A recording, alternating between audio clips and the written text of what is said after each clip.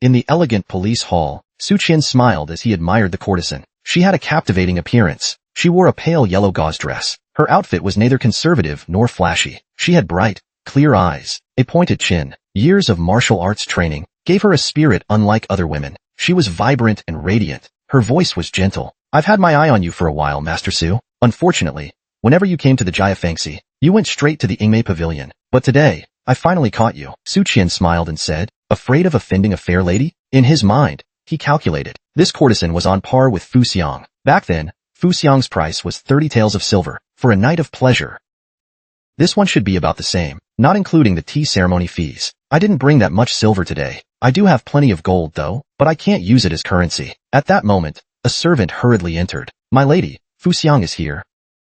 We couldn't stop her. The courtesan smiled. It seems Fu Xiang is deeply attached to you. Are you considered her exclusive patron? Su Qian raised an eyebrow. At first glance, it seemed like a compliment, but upon closer reflection, it was a provocation. Being considered an exclusive patron by a courtesan wasn't something honorable in this era. Su Qian took a sip of wine. He didn't feel displeased or annoyed. Different people, different attitudes. In the Jiafangxi, isn't it normal for women to play both roles? How could they survive otherwise? If there's a place where deception is heaviest, it's the emperor's harem.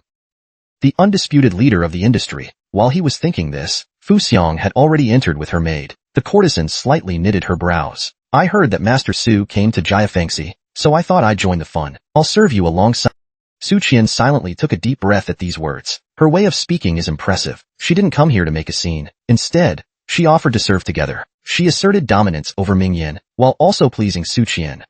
What man wouldn't want to be served by two courtesans at once? Ming Yin put on a warm smile and said, how considerate of you to come all this way, sister. I was just having a private conversation with Master Su. Now that you're here, it's awkward to continue. However, Fu Xiang ignored the comment, moving gracefully past her. Ming Yin naturally sat beside Su Qian. Master Su, you've been busy with official duties lately. As the courtesan leaned in closer, Su Qian wrapped an arm around her slender waist. Fu Xiang softly said, later tonight, come to the Ingmei Pavilion. I'll give you a shoulder massage and press some acupuncture points. Ming Yin clenched her teeth in frustration, wishing she could grab a broom and chase this woman out. She had already benefited greatly by being recognized as a famous courtesan, so it wasn't reasonable to monopolize the man. Why not let the other sisters in Jiafangxi share the opportunity? Hurried footsteps echoed again. The same servant entered with a strange expression. My lady, more courtesans have arrived. Ming Yin and Fu Xiang both exclaimed in surprise. What? At that moment, a group of beautifully dressed, elegant, yet not overly glamorous women entered. They exuded charm. Some were seductive and affectionate. Others were playful and enthusiastic. Some had the poise of noble ladies. Others appeared delicate like Lin Dayu. They each had a unique style. There were 7 of them in total. Each one was a stunning beauty, in both figure and appearance. At that moment, only 4 words echoed in Su Qian's mind. Club models. I really want to take a photo and post it on social media. Fu Xiang and Ming Yin are furious. They want to claw at the faces of these flamboyant women, but due to their status, they can only pretend to be polite, warmly welcoming the courtesans. The inner hall couldn't accommodate so many people. Ming Yin invited everyone to move to the outer hall. Servants brought out fine food and wine. Su Qian sat down casually. He observed the 9 courtesans chatting and laughing naturally, as if they were real sisters. But in reality, it was all superficial. They occasionally glanced at Su Qian, revealing their underlying rivalry. They were all skilled manipulators, eyeing Su Qian. At that moment, a talented courtesan smiled faintly and said, do you know how the phrase unaware of heaven in the water and dreams carried gently on a river of memories came to be? The courtesans suddenly perked up. Chattering like birds, they exclaimed, of course we know. What beautiful verses. It's said that they originated in the royal palace. The talented courtesan gently waved her hand. Then do you know who wrote them? The courtesan's eyes sparkled. They all looked at her expectantly. Ah, does I know? The talented courtesan shook her head. I don't know, but I do know something else. Even Fu Xiang, who was usually aloof, became intrigued. Her eyes sparkled with interest. A subtle smile tugged at the corners of her mouth. Su Qian had seen this expression before. His ex-girlfriend would make the same face when gossiping about luxury handbags. It was a familiar look. Aya was pleased with their enthusiasm, so she smiled and said, this poem was born from a drunken wager. At the time, the participants were all royal princesses. The courtesans speculated it might have been the eldest princess. If any royal could write such exquisite poetry, it must be the famed and talented Princess Huiqing. Aya shook her head that, I don't know. After finishing, she gave Su Qian a playful look. Although it's only half a poem, it still rivals Master Zu's poem about plum blossoms. But but I believe that Master Zu's poetic talent is unmatched. That half-poem might have been a flash of inspiration. It doesn't compare to Master Su's abundant talent. The other courtesans quickly chimed in. Yes, Master Su. Do you have any new works recently? I've admired your talent for a long time, one of them added. Su Qian sipped his wine. Helplessly, he replied, lately, I feel a bit drained. No inspiration at all. After all, I can't just compose a poem every 3 or 4 days. Hearing this, the women were first disappointed, their faces dimming with sadness. Then they noticed something odd about his words. Every 3 or 4 days? Master Zu's latest poem. Wasn't it that Plum Blossom Ode for Fuxiang? And before that, it was Who in the World Doesn't Know You, written for Monk Xiang. Both poems have been circulating for some time now. They were widely popular, but the excitement has gradually faded. So, if he mentioned 3 or 4 days, does that mean he wrote something new 3 or 4 days ago? Aya recalled the half-poem that had spread from the palace just a few days earlier. It does take time for palace poetry to reach the public, so the timing matches perfectly. Realizing this, her eyes widened in excitement. She was so thrilled that her body trembled slightly. Fuxiang was the quickest to react. She suddenly turned her head. Her watery eyes reflected Su Qian's image. There was a mix of excitement and nervousness, as if she had just discovered a long-cherished treasure nearby. It was a combination of joy and eager anticipation. Su Qian took another sip of wine. In a relaxed and casual tone, he said, that day, I attended a banquet with Princess Weiqing. I was inspired and composed that half-poem. His tone was light and carefree, as if it were a trivial matter. Yet, the courtesans were captivated. Their hearts raced with admiration. It confirmed their speculations. At that moment, Aya felt a sense of inevitability, as if things were meant to be this way. The great Feng dynasty had not produced notable poetry in a long time. Princess Weiqing was not known for any renowned works. For a new masterpiece to suddenly appear was quite unusual. At first, when she heard the news, she couldn't connect it to Su Qian. But after hearing his words just now, and considering his identity as a watchman, and his extraordinary poetic talent, she decided to take a chance and test her guess. Unexpectedly, she was correct. The other courtesans were both astonished and deeply impressed by Su Qian's talent, but there was something more that excited them, a realization that transcended the value of poetry itself. Su Qian had access to the Imperial Palace. He could attend banquets with princes and princesses. This implied that he was trusted by someone of high status in the royal family. Otherwise, he wouldn't have been invited. This elevated his value far beyond just poetry. He was handsome, a watchman, and wielded significant influence. With all these qualities combined, he was far more appealing than becoming a concubine to some old, wealthy lord. He can't just fall into Fuxiang's hands. We have to win him over. Currently, Fuxiang was already the top courtesan at the Jiaofeng division. If she secured another poem, the other courtesans would never have a chance to surpass her. Evening slowly descended, and more guests arrived at the Jiaofeng division. Then, they noticed something strange. Many of the courtesans had closed their doors to visitors. This piqued the curiosity of some. Upon inquiring, they learned that these courtesans had gone to the Qingqi courtyard. There were 8 of them in total. This meant there were now 9 courtesans at Qingqi courtyard. Judging by the sounds of laughter, they seemed to be having a great time. Who are they entertaining? Someone wondered. Could it really be? Which important figure would dare to gather so many courtesans? No one would be foolish enough to risk their reputation like this. One guest knocked on the gate of Qingqi courtyard. A young servant girl opened the gate. A well-dressed young man asked, "What are the ladies inside doing?" The young servant girl replied, "Entertaining a guest." The man asked with a curious expression, "Which important person is inside? If it's inconvenient to say, that's fine." The servant thought for a moment. She didn't see any reason to hide it, so she calmly replied, "It's not as grand as you think. The guest inside is Master Su." Everyone exchanged glances. They searched their minds, but couldn't think of anyone notable by that name. Someone suddenly realized Su Qian, the one who gifted that poem to Fuxiang. Master Su Qian. Several scholars present immediately lit up with excitement. Let's wait here. Maybe we'll witness a new masterpiece. As soon as this was said, everyone calmed down. Even those who were previously annoyed suppressed their anger. These were all people of status. Even the most uncultured among them had a desire for refinement. 9 courtesans serving 1 guest? What a remarkable sight. Even past top-ranking scholars didn't receive such treatment. They wouldn't dare to be so extravagant and flamboyant. Su Qian pushed 2 courtesans aside and said, "Enough, enough. Being unbeatable is too lonely. Stay here, ladies. I'm going out for a bit. They'll be back soon. Then we can continue our battle for 300 rounds. The courtesans called out after him, "Master, come back quickly." Su Qian stepped outside, his figure illuminated by the moonlight. He took out a booklet from the Earth Book and quietly began a nighttime observation. He then used it to channel his energy. In an instant, a cool sensation flowed into his eyes. Su Qian had another purpose at the Jiaofeng division, which was to closely observe the area's fate and qi. He was searching for traces of demonic aura. Heng Hui had already appeared twice, wreaking havoc in the inner city. It would be naive to think there were no demons hiding in the city. Hung Hui was clearly a pawn for the demon clan. Being used to achieve some hidden goal, the demons had gone to great lengths to release the sealed artifact. They wouldn't allow Hung Hui to act recklessly. If it were me, I would definitely keep an eye on Hung Hui.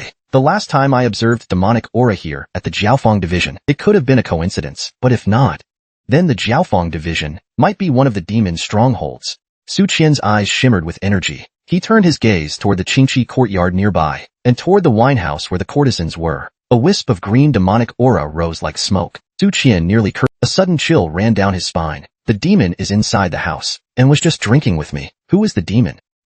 Is it one of the courtesans? Or perhaps a maid?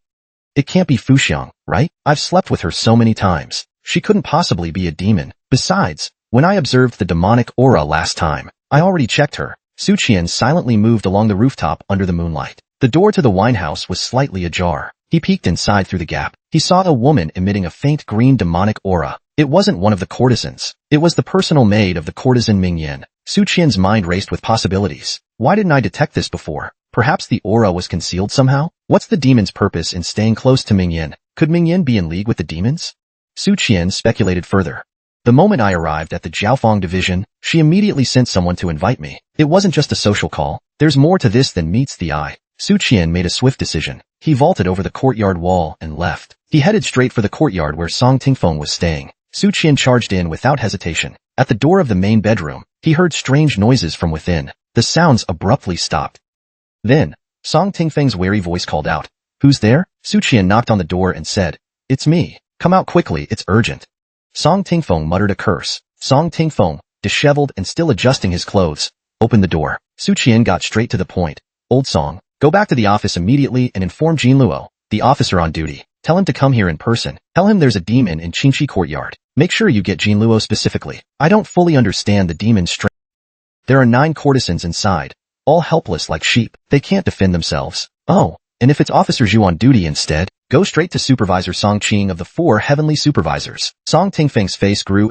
The irritation and annoyance he had earlier vanished instantly. Su Qian quickly returned to Qingqi courtyard. "Beautiful ladies, I'm back," he announced with a smile. He glanced briefly at the demon woman, who was dutifully pouring wine for her mistress with lowered eyes. Not knowing her exact strength yet, Su Qian dared not make any rash moves. Letting her escape was one thing, but he couldn't risk any of the courtesans getting hurt. For now, he decided to eat, drink, and act as usual. He would play along and gather more information. They played games and drank, laughing together. Su Qian joined in wholeheartedly. He joked and teased, comparing who had the roundest hips, the softest chest, or the slimmest waist. Everything seemed lively and carefree. At that moment, the demon woman raised her head and glanced at Su Qian. "It's getting late," she said softly. "Ladies, perhaps it's time to retire. Master Su, will you be staying the night at my place?" The cheerful atmosphere was instantly shattered. The courtesans' smiles vanished. They went from friendly sisters to fierce rivals in a heartbeat. Mingyan spoke in a sweet voice. "Ladies, since Master Su is already here at Qingqi courtyard, I humbly ask for the honor of hosting him tonight. Would you kindly allow it?" Would the courtesans agree to this? Of course not. There was no such thing as true sisterly affection in the Jiaofeng division. Even if there were, it was superficial. But for Su Qian, this tension presented an opportunity. If they stayed longer, if a fight breaks out, the chaotic energy could kill everyone here. To be honest, Su Qian was secretly enjoying this sense of control, like in a power fantasy. He mused, perhaps this is how women from my previous life felt when they kept backup admirers. Su Qian cleared his throat. "Miss Mingyan, I can't refuse your generous hospitality. So, they'll stay here tonight. Ladies, please return to your rooms for now. I promise to visit each of you another day. I give you my word." Some of the courtesans were displeased, muttering under their breath, "Men's words at the dinner table are just as unreliable as those on the bed." But since he made his decision, what else can we do? Some things just can't be forced. Only Fuxiang looked at Su Qian with a clear expression of sadness and longing. Su Qian gently reassured her, "Don't worry. You head back first. I'll come find you tomorrow." Fuxiang gave him a deep, sorrowful glance and ran off in tears, covering her face. Minjian's face lit up with joy. She gracefully stood up and shyly said, "It's getting late. Master Su, please follow me." She led him to her private chamber. The room was filled with the soothing scent of smokeless sandalwood incense. The demon woman respectfully bowed to Su Qian. "Allow me to serve you during your bath, master." Su Qian silently thought, "No thanks. I don't trust you. I can't possibly let you serve me," he said aloud. He glanced at Mingyan. "When I stayed at Ingmei Pavilion, it was Fuxiang who always served me. Mingyan blushed at his words. Go prepare the bath, she said. As a courtesan, she had never experienced such intimacy before. For a moment, she felt both shy and awkward. Mingyan bit her lip. Softly she said, shall I assist you instead? The atmosphere became tense with romantic tension. But just as things heated up, Su Qian thought to himself angrily, damn it, Song Tingfeng still hasn't arrived. Mingyan lay on the bed sideways, a hint of displeasure on her face. Master Su, what are you waiting for? She asked. Mingyan hesitated. Being a woman, there were things she couldn't openly express. Otherwise, it would make her seem desperate and improper. But still, she had her limits. No man had ever come to her room just to drink tea, and stayed for an entire hour. She had even prepared the bed for him. If he didn't make a move soon, she might fall asleep. Su Qian spoke vaguely, trying to seem deep and thoughtful. The night is long. There's no need to rush. I was just contemplating some things. He glanced at the demon woman from the corner of his eye. If the enemy doesn't move, I won't move. If the enemy makes a move, they'll strike instantly. As he thought this, Su Qian suddenly felt dizzy. An overwhelming exhaustion hit him, as if he hadn't slept for days. His eyelids grew unbearably heavy. He instantly realized, I've been poisoned. He sharply turned to look at Mingyan, only to find her fast asleep, motionless. The previously obedient maid now appeared entirely different. Master Su, what are you waiting for? She asked. Su Qian feigned panic and spoke to probe her intentions. Who are you? Why did you poison me? I have no enmity with you. Poisoning a watchman is a serious crime. It could lead to the destruction of your entire family. The maid chuckled softly. Of course, I've been waiting for you, Master Su. Su Qian tried to calm his breathing, but the energy in his core felt thick and unresponsive, like honey. He couldn't mobilize it. His limbs felt weak and powerless. Damn it. Song Tingfeng screwed me over. He cursed internally. He had trusted the night watchman office, and decided to stay, hoping to capture the demon woman. But now, it was clear that Song Tingfeng had encountered trouble. Otherwise, he would have returned by now. It didn't make sense for him to take so long. Song Tingfeng should have been able to make multiple trips between the Jiaofeng division and the office by now. There's no reason for such a delay. The maid slowly approached him. With each step, she removed a piece of clothing. The night is long. My mistress has already gone to sleep. Let me take care of you in her place, Master Su. Su Qian felt his mind racing. This isn't going to be a pleasant situation. Many demon women are skilled at draining men. They drain them until there's nothing left. Usually, such victims end up dead. As the demon woman approached within 3 feet of Su Qian, his eyes suddenly gleamed with sharp intensity. He buried all his emotions. His black gold saber flashed out of its sheath. A thin arc of blade light illuminated the room, and then faded. Su Qian didn't wait to see the result. He used his remaining strength to sprint forward, and crashed toward the window. However, something tripped him, causing him to fall heavily to the ground. Su Qian turned to look back. The demon woman had vanished. In her place was a paper figure used for demonic rituals. Suddenly, a wet, slimy tongue licked his face. The demon woman laughed sinisterly. What strong vitality you have. Just your scent is enough to drive me wild. Su Qian's entire body went rigid. For the first time in his life, he felt disgust toward a woman. The burst of strength he had used earlier was half from sheer adrenaline, and half from a strength-enhancing pill hidden under his tongue. He had hoped to catch her off guard and land a decisive strike, but he had underestimated her power. What should I do now? He thought. If I scream for help, they'll be killed instantly. Maybe I should roll away. Even immortals have trouble countering a sudden or maybe I should gross her out with something unexpected. Just then, his expression suddenly shifted. He turned to the side and asked sharply, Who are you? A shadowy figure had appeared silently in the room. The figure stood with its back to them. You don't need to know who I am, because everyone who knows my name is already dead. The demon woman growled menacingly, baring her teeth at the shadowy figure. She lunged toward the window in an attempt to escape, but with a loud thud, she collided with an invisible barrier. She was thrown back violently. The man in white shook his head and sighed softly. How pitiful, he said with a tone of pity. Then, he snapped his fingers. A ripple spread from under his feet, enveloping the demon woman. Ethereal, surreal chains extended from the ripple, binding her wrists and ankles. She was trapped in place, unable to break free no matter how hard she struggled. Su Qian feared that this enigmatic figure might kill the demon woman outright. He quickly intervened. Wait, we need her alive. The man in white folded his arms and asked, You are Su Qian? Su Qian nodded. Yes, I am. And you, senior? The man replied calmly. I am Yang Qianhuan from the Directorate of Celestial Surveillance. You should have heard of me. Su Qian thought to himself, sorry, never heard of you. But outwardly, he feigned recognition. Oh, so it's Senior Yang. I've heard much about you. He put on a look of sudden understanding. Ah, I've long admired your reputation, Senior Yang. Yang Qianhuan seemed pleased. Did Kaiwei tell you about me? Or was it that madman Song Qing? Su Qian smiled politely. Both, actually, but it was mostly my colleagues who informed me, Senior. The man in white nodded. Yes, They notified the directorate 2 incense sticks of time ago. They mentioned there were demons here. I've been outside the courtyard ever since. Su Qian was stunned. Then why didn't you intervene earlier? Yang Qianhuan chuckled softly, assuming an air of mysterious superiority. A true hero always appears at the last moment. Don't you agree? Su Qian wanted to curse out loud. I think you're a lunatic, he thought, but instead he forced a smile and nodded politely. Yang Qianhuan seemed satisfied. You may ask your questions. Su Qian exhaled deeply and turned to the demon woman. Are you a remnant of the 10,000 demon kingdom, or part of the northern demon clans? The demon woman sneered and remained silent. The ethereal chains tightened suddenly, as streams of painful energy coursed through her body. She let out a piercing scream of agony. Yang Qianhuan stood proudly and declared, this is my own interrogation array. It can harm both the physical body and the soul. Few creatures, human or demon, can endure this level of pain. The amber eyes of the demon woman were filled with extreme fear. I'm from the 10,000 demon kingdom. I'm a fox spirit. Su Qian continued his questioning. Was the Sangbo incident you're doing? The demon woman nodded. At this point, there was no reason to deny it. Su Qian pressed further. Is Honghui one of your people? The demon woman sighed deeply, and after a long pause, nodded. Su Qian then asked, what is your goal?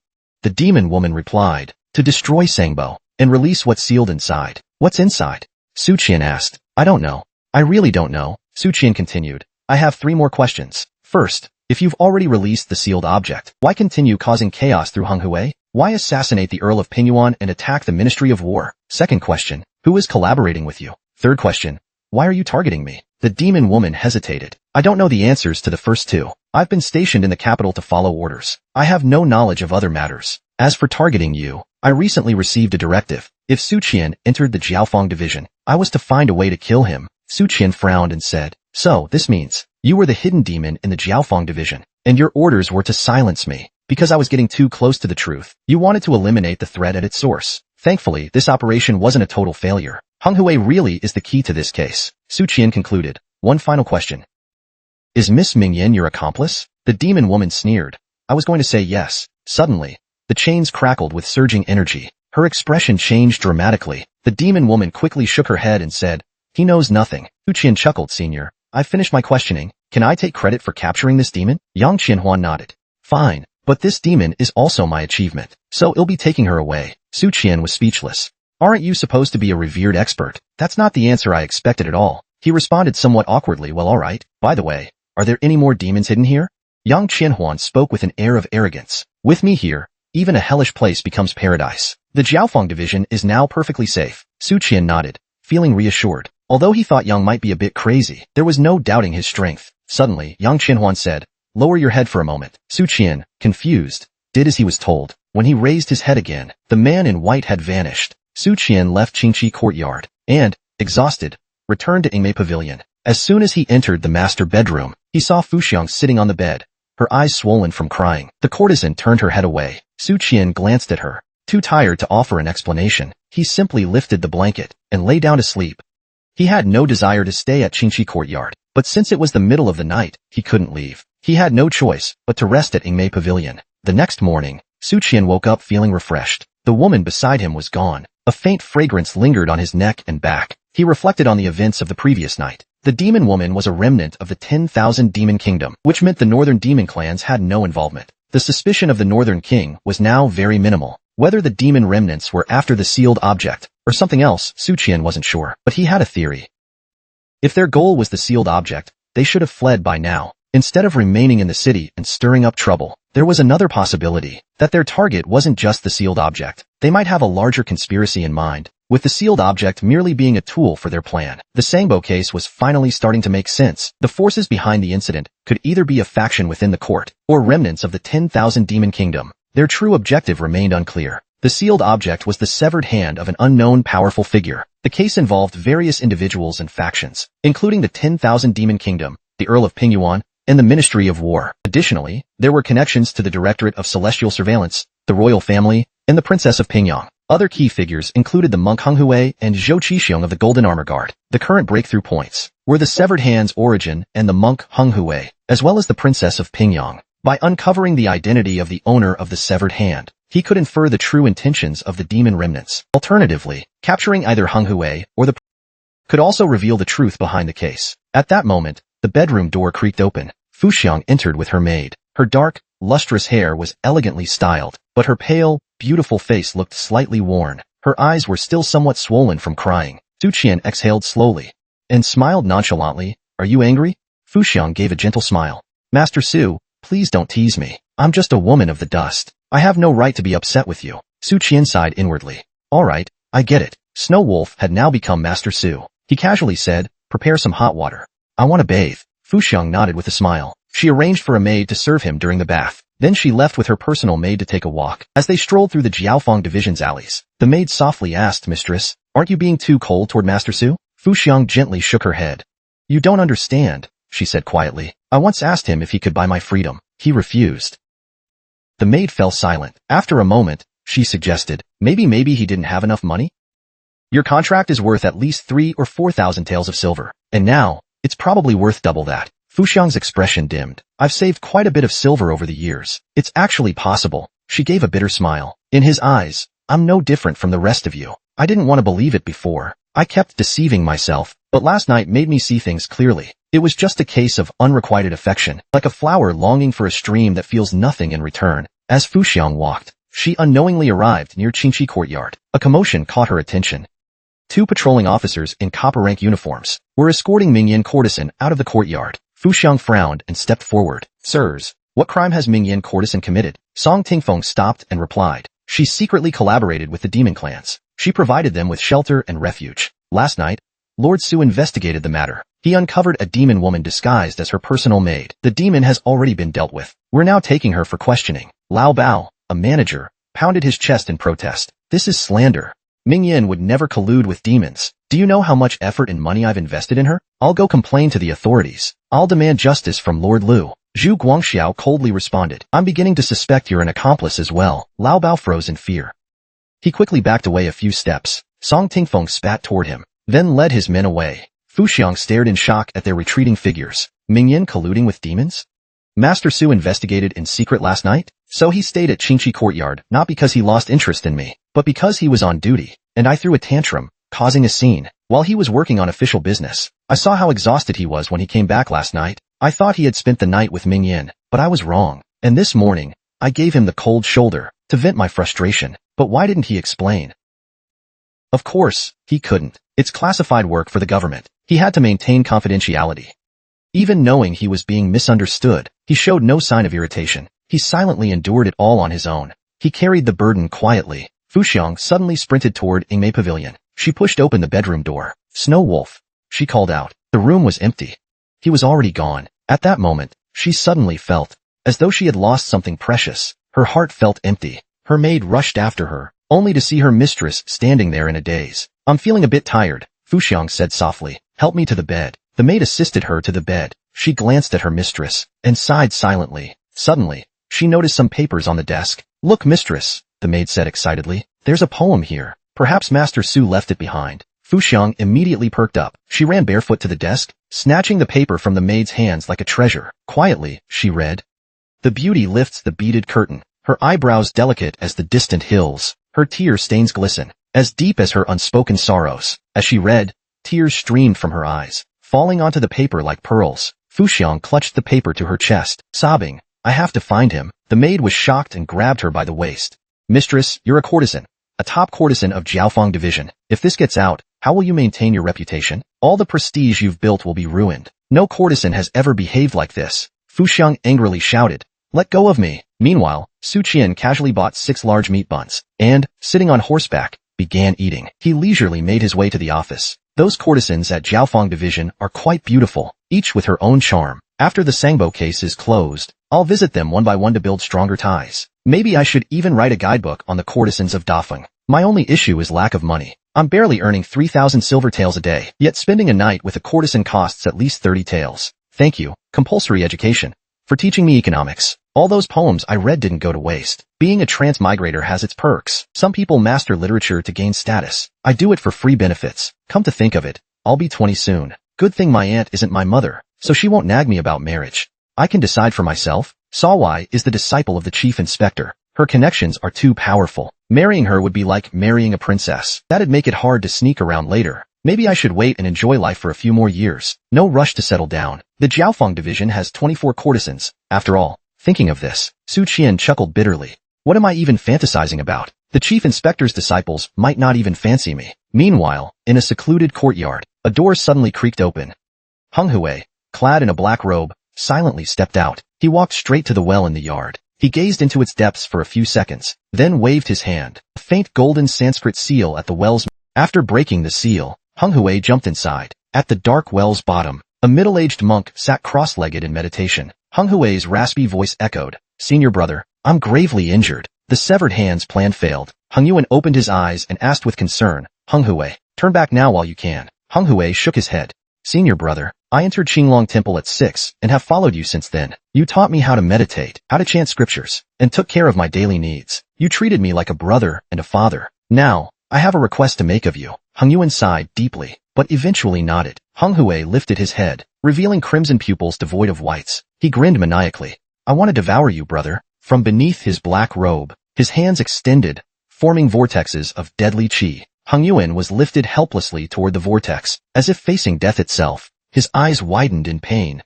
His skin quickly shriveled. As his vitality drained away, his face visibly aged and deteriorated. Seeing this, Hung Hui felt a rare moment of compassion. The cruelty in his crimson eyes softened. With a loud thud, Hung Yuan was thrown away, crashing hard against the well wall. Hung Hui gritted his teeth. "Don't kill him. You are not to kill my brother." His expression shifted again, turning to cold, sinister determination. Hung Yuan is a martial monk with strong qi. His vitality can heal your injuries perfectly. Don't you want revenge? His face twisted in pain and struggle. "No, I can't kill him. He's my brother. I can kill anyone in the world, but not him. I could kill anyone else, but not him. He is my brother, the person I respect the most." What about Pingyang? Hengwi's primary personality was suppressed, as the cold, cruel side took over. Henjiwan's voice sounded weary. "Hengwa, do you remember the first mantra I taught you?" Hung Hui paused. The tranquil mind mantra. He slowly sat down, placing his hands together and softly chanting. After a long while, his tension eased, and his breathing steadied. The restlessness faded. Hung Hui spoke hoarsely, "Brother, you always wanted to know what happened to me a year ago. I'll tell you now." In a study room, Su Qian sipped his tea, eyeing the anxious courtesan across from him. "What was your maidservant's name?" Mingyan nervously replied. "Her name was here." Su Qian's expression grew serious. "When did she start serving you?" Mingyan answered, "About 3 or 4 years ago. I can't remember the exact time." She glanced at Su Qian fearfully. Why has his demeanor changed so much? Last night, he still seemed like a carefree playboy. Su Qian nodded. 3 or 4 years, huh? I'll have someone look into it. See if any other women joined the Jiaofeng division during that period. He asked a few more questions, then looked at Li Yuan, who was taking notes. She nodded in response. Su Qian suddenly smiled. "Thank you for your cooperation, Mingyan. You may leave now." Mingyan froze for a moment. The good news came so suddenly, like a tornado. She could hardly believe it.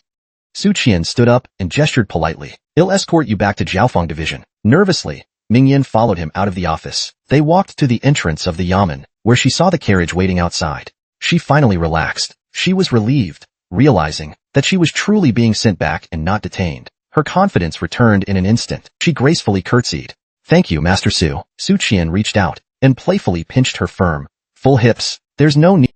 Show your gratitude with actions instead." Mingyan blushed shyly and nervously. She stole a glance at Su Qian. This man's mood shifts faster than a woman's. At that moment, Su Qian frowned, deep in thought while staring at the carriage. The carriage stopped outside the Jiaofeng alley. The courtesan disembarked. "Master Su, do come to Qingxi courtyard for tea sometime," she said softly. After leaving the polite remark, she quickly turned and walked away. Her steps were brisk. She was a little afraid of Su Qian, though not because of his intimidating reputation. It wasn't because of his supposed 24K gold hardness either. Nothing had happened in the carriage. Su Qian returned to the yamen by carriage. He convened a meeting with his core team. He began. "You all know about what happened at Jiaofeng division last night, right?" Li Yuchen and the others nodded. "We heard about it from Song Tingfeng. We also know that someone from Sixianjian intervened. As for why Song didn't report it to the yamen, we didn't press him. Last night was just unfortunate timing. They all knew that much. The one holding hands is Zhu Jinluo. Lu personally brought over Min Hongyan, the lady with the pretty lips. How did they find out the church was hiding demons?" Su Qian said seriously. "One night during patrol, I used observational techniques to check the church, and found demonic activity." At that point, Su Qian quickly changed the subject. "All right, I have something for you to do. Leader, you take people to investigate the ones on this list. They seem to have close ties with the demon woman. Also, check on the women who joined the church 4 years ago or recently became prominent. Lu Butu, you take people to search house to house. And remember to be careful. Suddenly, Su Qian felt a strange sensation. He knew a message had come from the Heaven and Earth Society. He immediately left the side hall and went into the latrine. Number 5 said, "I'm here to repay number 3. We finished exploring the abyss. I found an incredible secret." Su Qian replied, "What secret?" Number 5 didn't answer directly. Instead, he asked, "What about my reward? Have you decided how to repay me?" 1, 2, and 4 all agreed it was no problem. Once everyone had spoken, number 5 said, "The 7 clans of the ancient tribe worked together, overcoming numerous challenges, and after exploring life and death situations, finally reached the abyss." Number 2, annoyed, said, "Get to the point. Stop the long-windedness." Number 5 stopped holding back. "We found a statue of a Confucian saint in the abyss. He was gazing into the chasm." The Heaven and Earth Society members were first shocked, then all thought of number 3. As a distinguished student of the Cloud Path Academy, he might know something about this, but he probably wouldn't tell them, and they still owed him a debt. They found themselves mysteriously in debt. Number 5 continued, "Number 3, you're from the Cloud Path Academy. You know something, don't you?" Su Qian was a bit speechless. "How would I know?" "I was surprised too." Su Qian didn't answer directly. "Aside from the saint statue, what else is there in the garden? Also, describe the saint statue in detail." Number 5 replied, "Aside from ancient gods and various, there was only the saint statue." "Oh, and the saint statue had a crack on its forehead." The elders in the clan seemed worried. Number 2 felt a twinge and asked, "Could the saint statue be suppressing the ancient gods? Otherwise, why would a saint statue appear in the depths of the abyss?" Number 4 agreed, saying it's a possibility. Using statues, bronze sculptures, or other metal artifacts as sealing formations is a very common practice. In ancient times, the human sovereign forged the 9 tripods to stabilize the mountains and rivers of the 9 provinces. Refining human fortune was the best example. Number 1 said, "If the saint statue's forehead is cracked, does that mean the seal is unstable, allowing the ancient god to start awakening?" Number 4 replied, "That's possible." This topic quickly passed. After all, the ancient god's power in the southern region were too far removed from their immediate concerns. Su Qian sent a message to number 1. "You haven't asked about Sangbo's case recently. Have you found any clues in the ancient texts?" Number 1 replied, "No clues." Su Qian was surprised. Number 1's response seemed unusual. He had been very focused on the Sangbo case before, but after so many days, he hadn't asked for any updates on the case. Su Qian sent another message to number 2. "Any leads on Zhou Zhixiong's whereabouts?" Number 2 replied, "No, I'll keep an eye out for you." Su Qian felt both disappointed and resigned. It was a vast sea of people. It wasn't easy to find someone. Suddenly, Taoist Jinlian chimed in, "Number 3, come meet me." Su Qian paused for a moment. Then, understanding what was meant, he put away the jade slip. Quickly walking toward the gate of the yamen, he saw an orange tabby cat sitting on the wall. Its tail was raised high, calmly gazing at the watchman yamen's gate. The orange tabby said, "I found number 6. Su Qian almost blurted out, "You really found him?" The orange tabby replied, "Just not long ago. I sensed number 6 fragment of the Earth Book, but on my way to find you, the connection between the fragments was cut off." Su Qian's face changed slightly. "What about number 6? The orange tabby shook its head.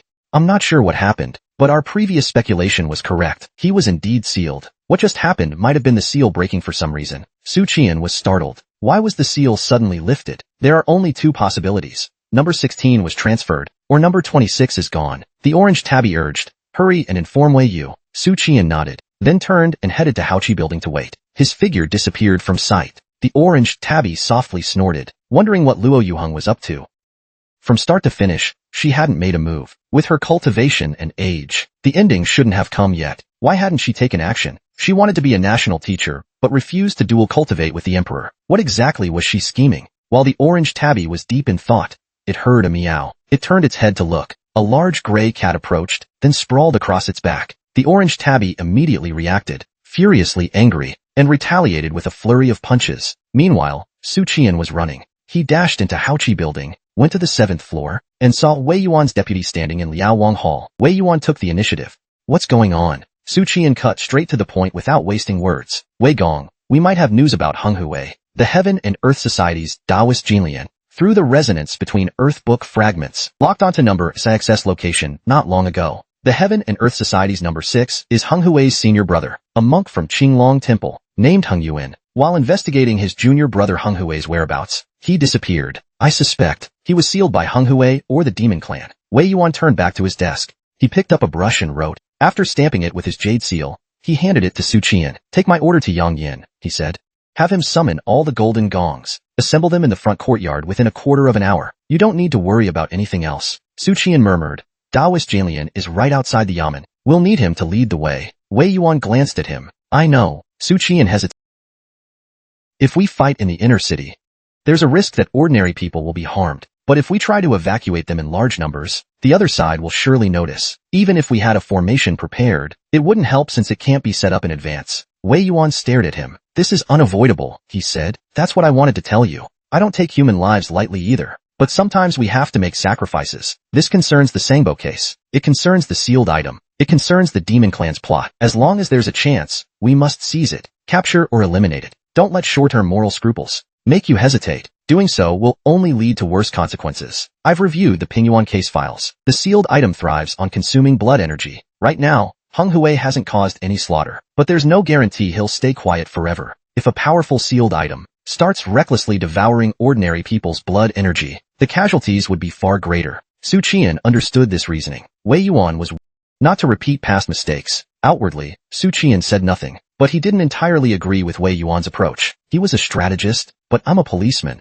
Though, I am keen on comforting the sisters of the Jiaofeng division. Of course, that doesn't make me a scoundrel. I just want to give them a home. With a brief thought, Su Qian cupped his fists and agreed. He took the order and headed to Shenxiang Hall. There, he met the expressionless Golden Gong. Yang Yin glanced at the order and his rigidly set face grew a little more serious. What's going on? Why is foster father gathering all the Golden Gongs? Su Qian replied. We found a new hiding place for Hung Hui. Yang Yan's gaze turned sharp.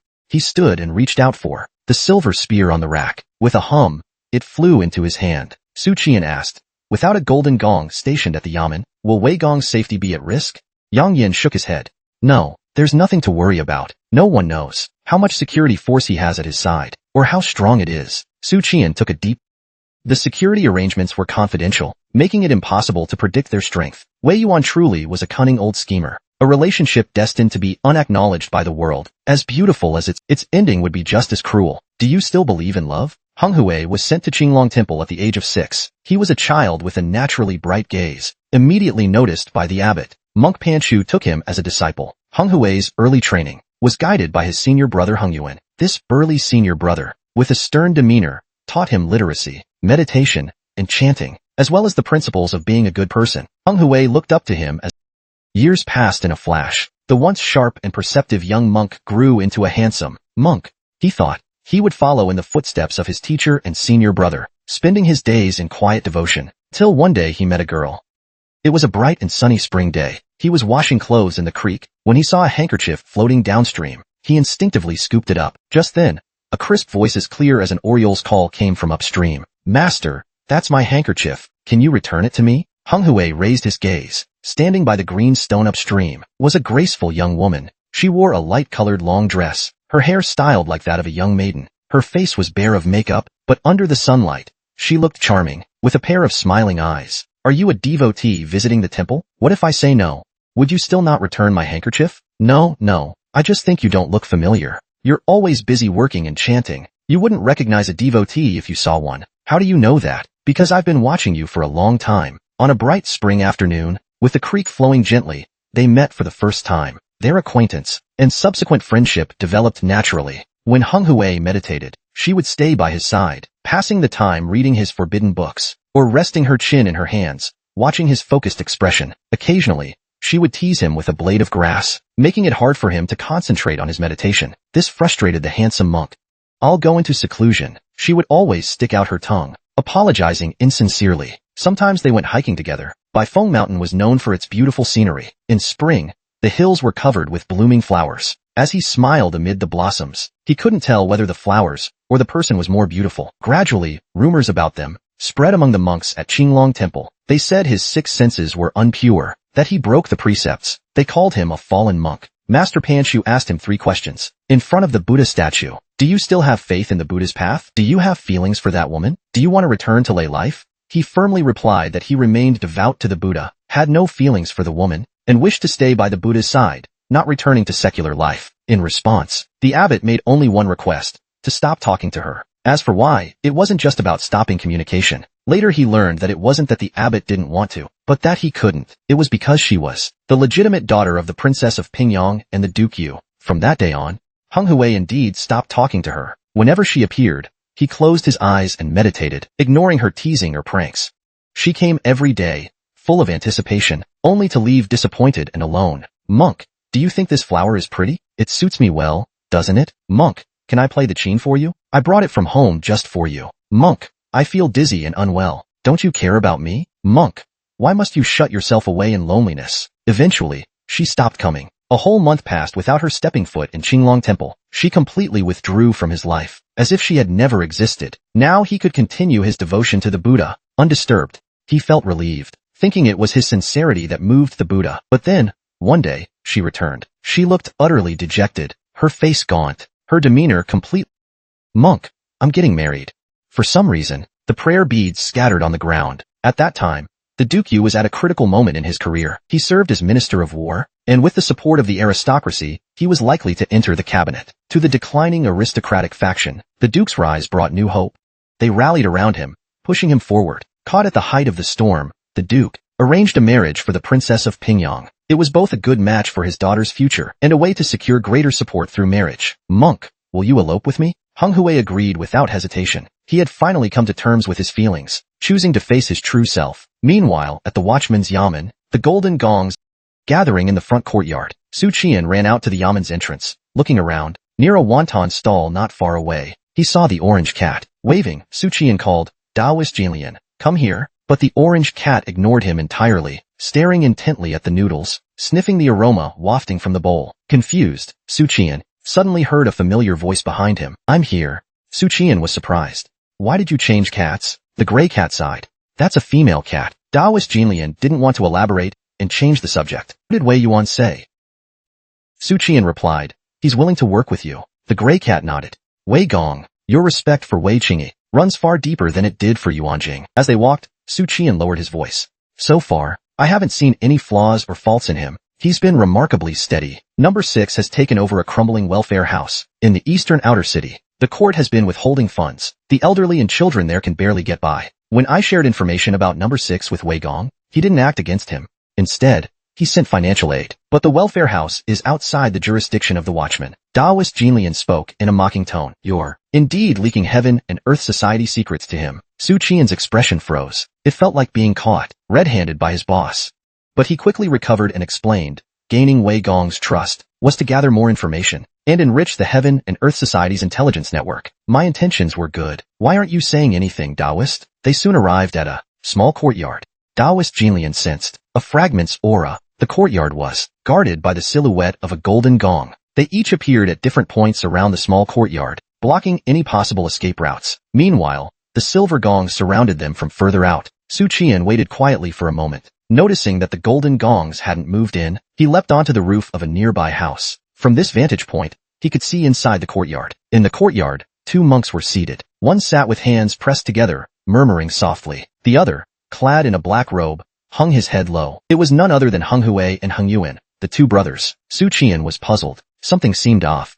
Just then, the golden gongs barged in through the main gate. Hung Yuan's voice was hollow, neither joyful nor sorrowful, yet filled with profound grief. You're too late. He's already passed into nirvana. Hung Hui's face was ashen, his eyes closed, lifeless. This outcome caught Su Qian completely off guard. Dead. He instinctively felt it was a ploy, a ruse to stall for time. Yang Yin sneered, using the tip of his spear to lift Hung Hui's right arm, revealing that his demonic hand was gone. Hung Yuan softly recited a mantra. Between me and death, he chose the latter. The demonic hand had consumed his vitality. Su Qian's pupils narrowed. He felt the area was no longer safe, laden with hidden dangers. Hung Yuan calmly said, he's already gone. I stayed here to wait for you all. Su Qian was still puzzled. How did Number 6 know we— Oh, right, Daoist Jilian can sense the earth book fragments. Hung Yuan continued. He hasn't given up on revenge. He just left the burden to me. I'd like to tell you all a story, one that happened a year ago. Su Qian's initial disappointment shifted to excitement. A story from a year ago. Without a doubt, Hung Yuan's so-called story was mostly about Hung Hui and the Princess of Pyongyang. What happened between them was the key to unraveling the Sangbo case. Up to now, the demon clan hasn't shown up. It's only Hung Hui causing trouble with the sealed item. It makes one wonder, what exactly are the remnants of the 10,000 demon nation trying to do? Are they just sowing chaos? But so far, there's only been the Pingyuan Bo massacre. Although the actual harm wasn't that significant. And Hung Hui, he could have gone on a rampage, causing countless deaths. He could have brought catastrophic losses to the capital, but he didn't. If his goal was only the sealed item, he should have left the capital long ago. The case of Hung Hui and the Princess of Pingyang has now overshadowed the Sangbo case. It feels like someone is deliberately exposing Hung Hui. In Hung Yuan's eyes, there seemed to be gathering clouds. Hung Hui was indeed dead. He had died a year ago. What remained was a walking corpse. He was already freed. This wasn't a conspiracy. Monk, will you run away with me? This time, Hung Hui agreed without hesitation. He had finally come to terms with his feelings and chose to face his true self. They began planning their escape. The Princess of Pingyang was always accompanied by guards, and if she was missing for more than half an hour, the guards would start searching. Before long, news would reach the prince's residence. So to succeed, they needed a magic item that could block auras to evade the 4 astronomical observatories' tracking. Finally, they also needed someone who could arrange new identities for them and help them leave the capital's jurisdiction. To that end, the Princess of Pingyang reached out to a trusted friend, hoping for help. Su Qian interrupted Hung Yuan's story. Pingyuan Bo's steward? That friend was Pingyuan Bo's steward. Everything suddenly became clear. Pingyuan Bo controlled an underground network of brokers, known for their skills in forging identities and smuggling. Even if the Princess of Pingyang wasn't aware of the organization's existence, it's reasonable that she would have known of some of Pingyuan Bo's methods due to their occasional social connections. The Duke Yu once remarked that Pingyuan Bo had close ties with civil officials, gradually drifting away from the noble faction. This gave Pingyuan Bo ample motive to harm the Princess of Pingyang, leading to the Pingyuan Bo massacre.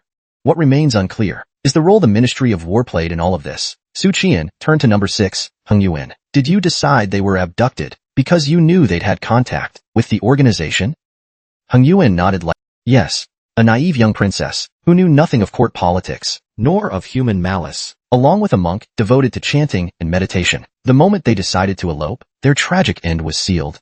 At the time, Pingyuan Bo's relations with the noble faction were already strained. Upon learning of this plan from his son, he immediately conspired with Zhang Feng, then Assistant Minister of War, and Sun Mingzhong from the Ministry of Revenue, to devise a plan to send the Princess of Pingyang out of the capital and undermine Duke Yu. Zhang Lu questioned, where is the Princess of Pingyang now? Hung Yuan seemed not to hear, continuing to speak of human treachery. After the princess was sent out of the city, Pingyuan Bo's accomplice, along with Zhang Feng's son and Sun Mingzhong's son, attempted to assault her en route. She and Hung Hui fought back desperately, but in the end, one was killed, the other took poison and died. To cover up their crime, they buried Hung Hui and the princess's bodies in a desolate mountain, along with the aura-concealing artifact. Outwardly, all anyone knew was that the princess had vanished without a trace. Even if one traced it back to Qinglong Temple, everyone would think they simply eloped. Who would have imagined they had died a year ago? The Golden Gongs were visibly shocked. The Princess of Pingyang was dead. She was the legitimate daughter of Duke Yu and the niece of Emperor Yuanjing. Killing a princess was a crime punishable by death for one's entire clan. South Palace Shinro questioned, if Hung Hui is dead, how did he appear here a year later? This was the question on everyone's mind. Once a life is lost, it cannot return. It's impossible to resurrect. Hung Yuan said something that left everyone puzzled. He's been dead for a year now. Someone used a secret technique to seal his soul in his body, turning him into a walking corpse. What kept him going for a year was vengeance, his deep-seated hatred over the Princess of Pingyang's murder. If you don't believe me, take his body back to the yamen and let the coroner examine him. One Golden Gong asked, who saved him? Hung Yuan shook his head. Su Qian ordered the coroners to bring Hung Hui's body back to the yamen. The coroners responded at once, carefully placing Hung Hui's body on a stretcher. Hung Yuan couldn't help but glance at it. His once brother, his almost son, was truly gone now. Su Qian asked, where is the Princess of Pingyang's body? Take us there. Several Golden Gongs escorted Hung Yuan out of the courtyard, giving him a horse. The group left the city in grand procession. Su Qian rode on horseback, his mood heavy. Could Hung Yuan have been taken over or controlled? The gray cat perched on his shoulder spoke lazily. It's definitely Hung Yuan. I can't forget him, but I have my own ways of telling real from fake. Su Qian wasn't entirely convinced. Is Hung Hui really dead? The gray cat whispered. Whether he's alive or dead doesn't matter. He was just a puppet. The demonic hand is gone, and to the one behind it all, his life or death no longer matters. You should feel relieved. This burden is lighter than you think. Su Qian frowned. He couldn't feel any relief. Hung Hui and the Princess of Pingyang were both tragic figures. There was something off about Hung Hui's case, as though someone had intentionally pushed it into the spotlight. At a desolate mountain on the border of Taikong and Chang'an counties, Hung Yuan looked around as he led the way, seemingly searching for something. His progress was slow and inefficient. He told the Golden Gongs Hung Hui had given him a rough location, that the Princess of Pingyang was buried of an old locust tree near the Three Links River. Half an hour later, they found the tree. Su Qian ordered, "Dig it up." The coroners, upon hearing this, immediately began digging in earnest, piece by piece. The Princess of Pingyang's remains emerged into view. After more than a year, they finally saw the light of day. Amidst the ribs and chest cavity, they found a dulled golden hairpin. Just as Hungyuan had said, she had poisoned herself. Hungyuan couldn't bear to look, softly reciting a Buddhist prayer. Zhang Luzhong frowned. "There's nothing else to confirm that these remains are truly the princess's." Su Qian replied, "That's to be expected. The Princess of Pingyang and Heng Hui would have disguised themselves for their elopement. They wouldn't carry anything valuable that might draw attention. Prepare the remains, take them back to the Yamen, and send someone to inform the Duke Yu's residence. Perhaps Duke Yu can recognize this hairpin." As they gathered the remains, Zhang Luzhong patted Su Qian's shoulder. "Well done." Even Yang Yin, usually silent, remarked unexpectedly, "You handled this case well. Even if the Sangbo case yields no result, the Emperor will likely absolve you." Su Qian was about to speak, but he felt as if a blade had sliced across his back. He didn't need to turn around. He knew that piercing gaze came from Zhu Jinluo, the deceased, Heng Hui. Cause of death: a stab through the heart from a sharp blade. Autopsy revealed older injuries. The body's flesh and organ and bone formations had developed amidst the flesh, preserving the body from decay. It was essentially a walking corpse for over a year. The other body, a female skeleton, was with proportionate bones and no fractures. There were no signs of poisoning. The bones were evenly structured. Clearly not. Back in the Yamen, Su Qian read through the autopsy report. At this point, the case of the Princess of Pingyang was considered preliminarily resolved. Any follow-up investigations were unlikely to involve him, since it concerned the murder of a princess, far beyond the reach of a mere bronze gong.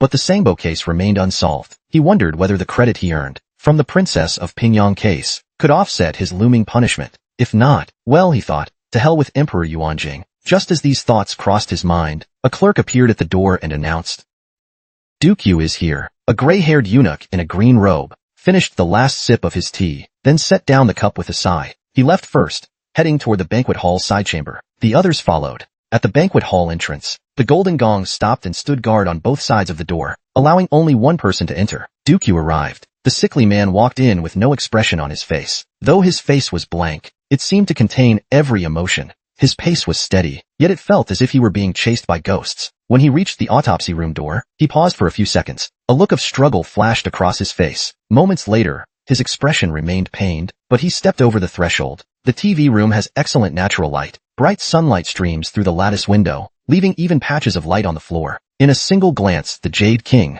saw the scene arranged on the wooden bed. At that moment, he suddenly felt an urge to escape from this place. But his paternal obsession drew him slowly forward. Wei Yuan took out a golden hairpin and softly said, "This was found on him, and it was the instrument of his suicide. Let's see if it is recognizable." The Jade King's gaze froze.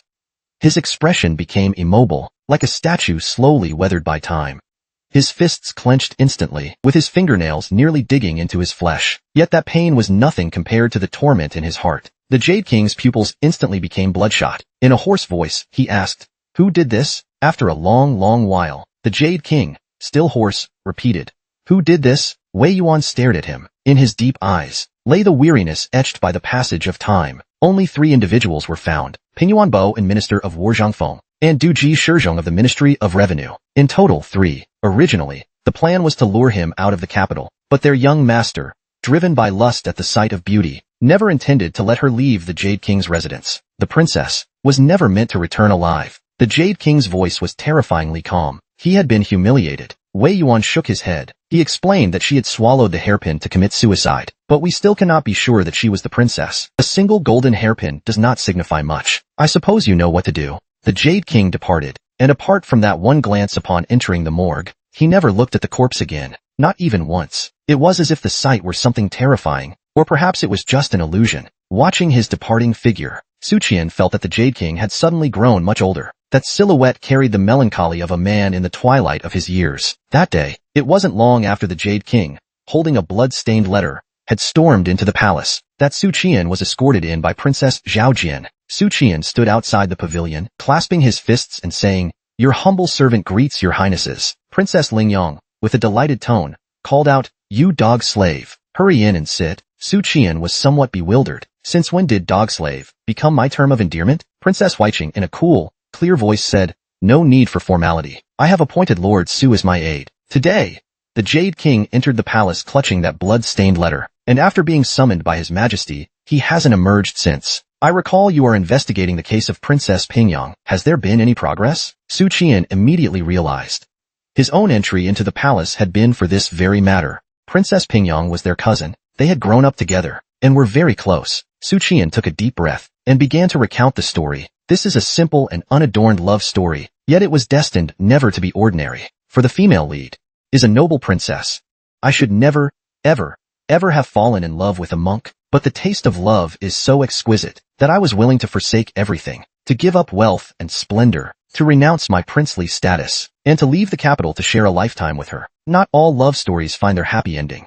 In painted tales, the scholar and beauty always seem to end up together, because those are just paintings. In reality, there are far too many unforeseen changes. In the end, they became mere pawns in political strife. Perhaps, before misfortune struck, these young lovers were still dreaming of a life together, envisioning a future of shared bliss. Su Qian narrated the tale his mind drifting back to a song he'd heard many years ago. Mandarin ducks cohabit, butterflies fly together, the garden in springtime enchants all who behold it, softly asking, is the holy monk's daughter beautiful? Is the daughter beautiful? What need is there for talk of royal power and wealth, or fear of strict precepts and discipline, when all I desire is an eternal union? May I be ever close to the one I love. He had never seen Princess Pingyang before, yet before his eyes appeared a radiant young lady, with a pair of ever-smiling eyes. She stood, smiling, by the county river, a wildflower tucked behind her ear, asking whether the flower or she herself was more lovely. Su Qian suddenly realized that he had unconsciously begun to sing it aloud.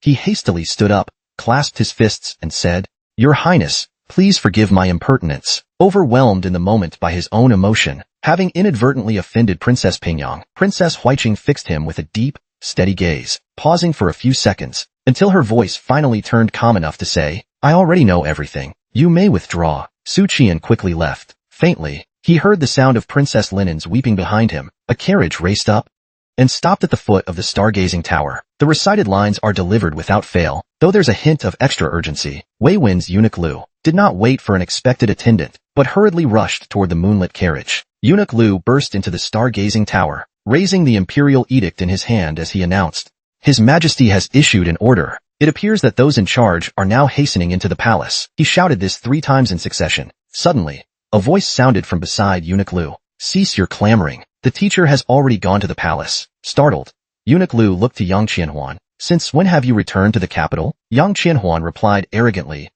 I immediately returned. Eunuch Lu, displeased, spat out a remark. All day long, babbling nonsense. You never speak properly. Having said that, he turned and left. Yang Qianhuan's pretentious display was instantly deflated. The jinshi from the watchman's yamen, Su Qian, who had been seated and lost in thought, suddenly felt a surge of anxiety, much like the impatient feeling that follows an all-night vigil when the QQ notifications start dinging. Daoist Jilian announced, Number 6 has been located. At present, he is at the watchman's yamen. Everyone, you may rest easy now. Su Qian furrowed his brows. He said to the Daoist master, Aren't you being blatantly direct? To claim that the watchman's yamen has been infiltrated by the Tiandihui for 25 years? Number 5 replied, We've located number 6. But isn't number 6 being in the watchman's yamen even more dangerous? I've heard that all the watchmen in the Xoong dynasty are scoundrels, ruthless and heartless. Number 1 interjected, Rumors are never entirely reliable. He continued, Daoist, you were the one who found number 6. Jilian replied, Not so. Number 6 has indeed been sealed. He was sealed by a formidable figure clad in a black robe, who exudes an aura of danger. That very aura made this humble Daoist dare not act rashly. So I disclosed the matter to the watchman's yamen. Su Qian smiled slightly and said, Daoist, that excuse works perfectly. It neatly explains my source of information. If number 1 holds a high-ranking position at court, he would surely already know about Princess Pingyang's case. By reverse reasoning, my bronze gong that exposed the records of the Henghui cult would look utterly pathetic, whereas your words, Daoist, effectively serve as a patch for me. If anyone asks about me, I can say it was a tip-off from well-meaning citizens, thereby clearing any connection between me and number 3. Number 1 then said,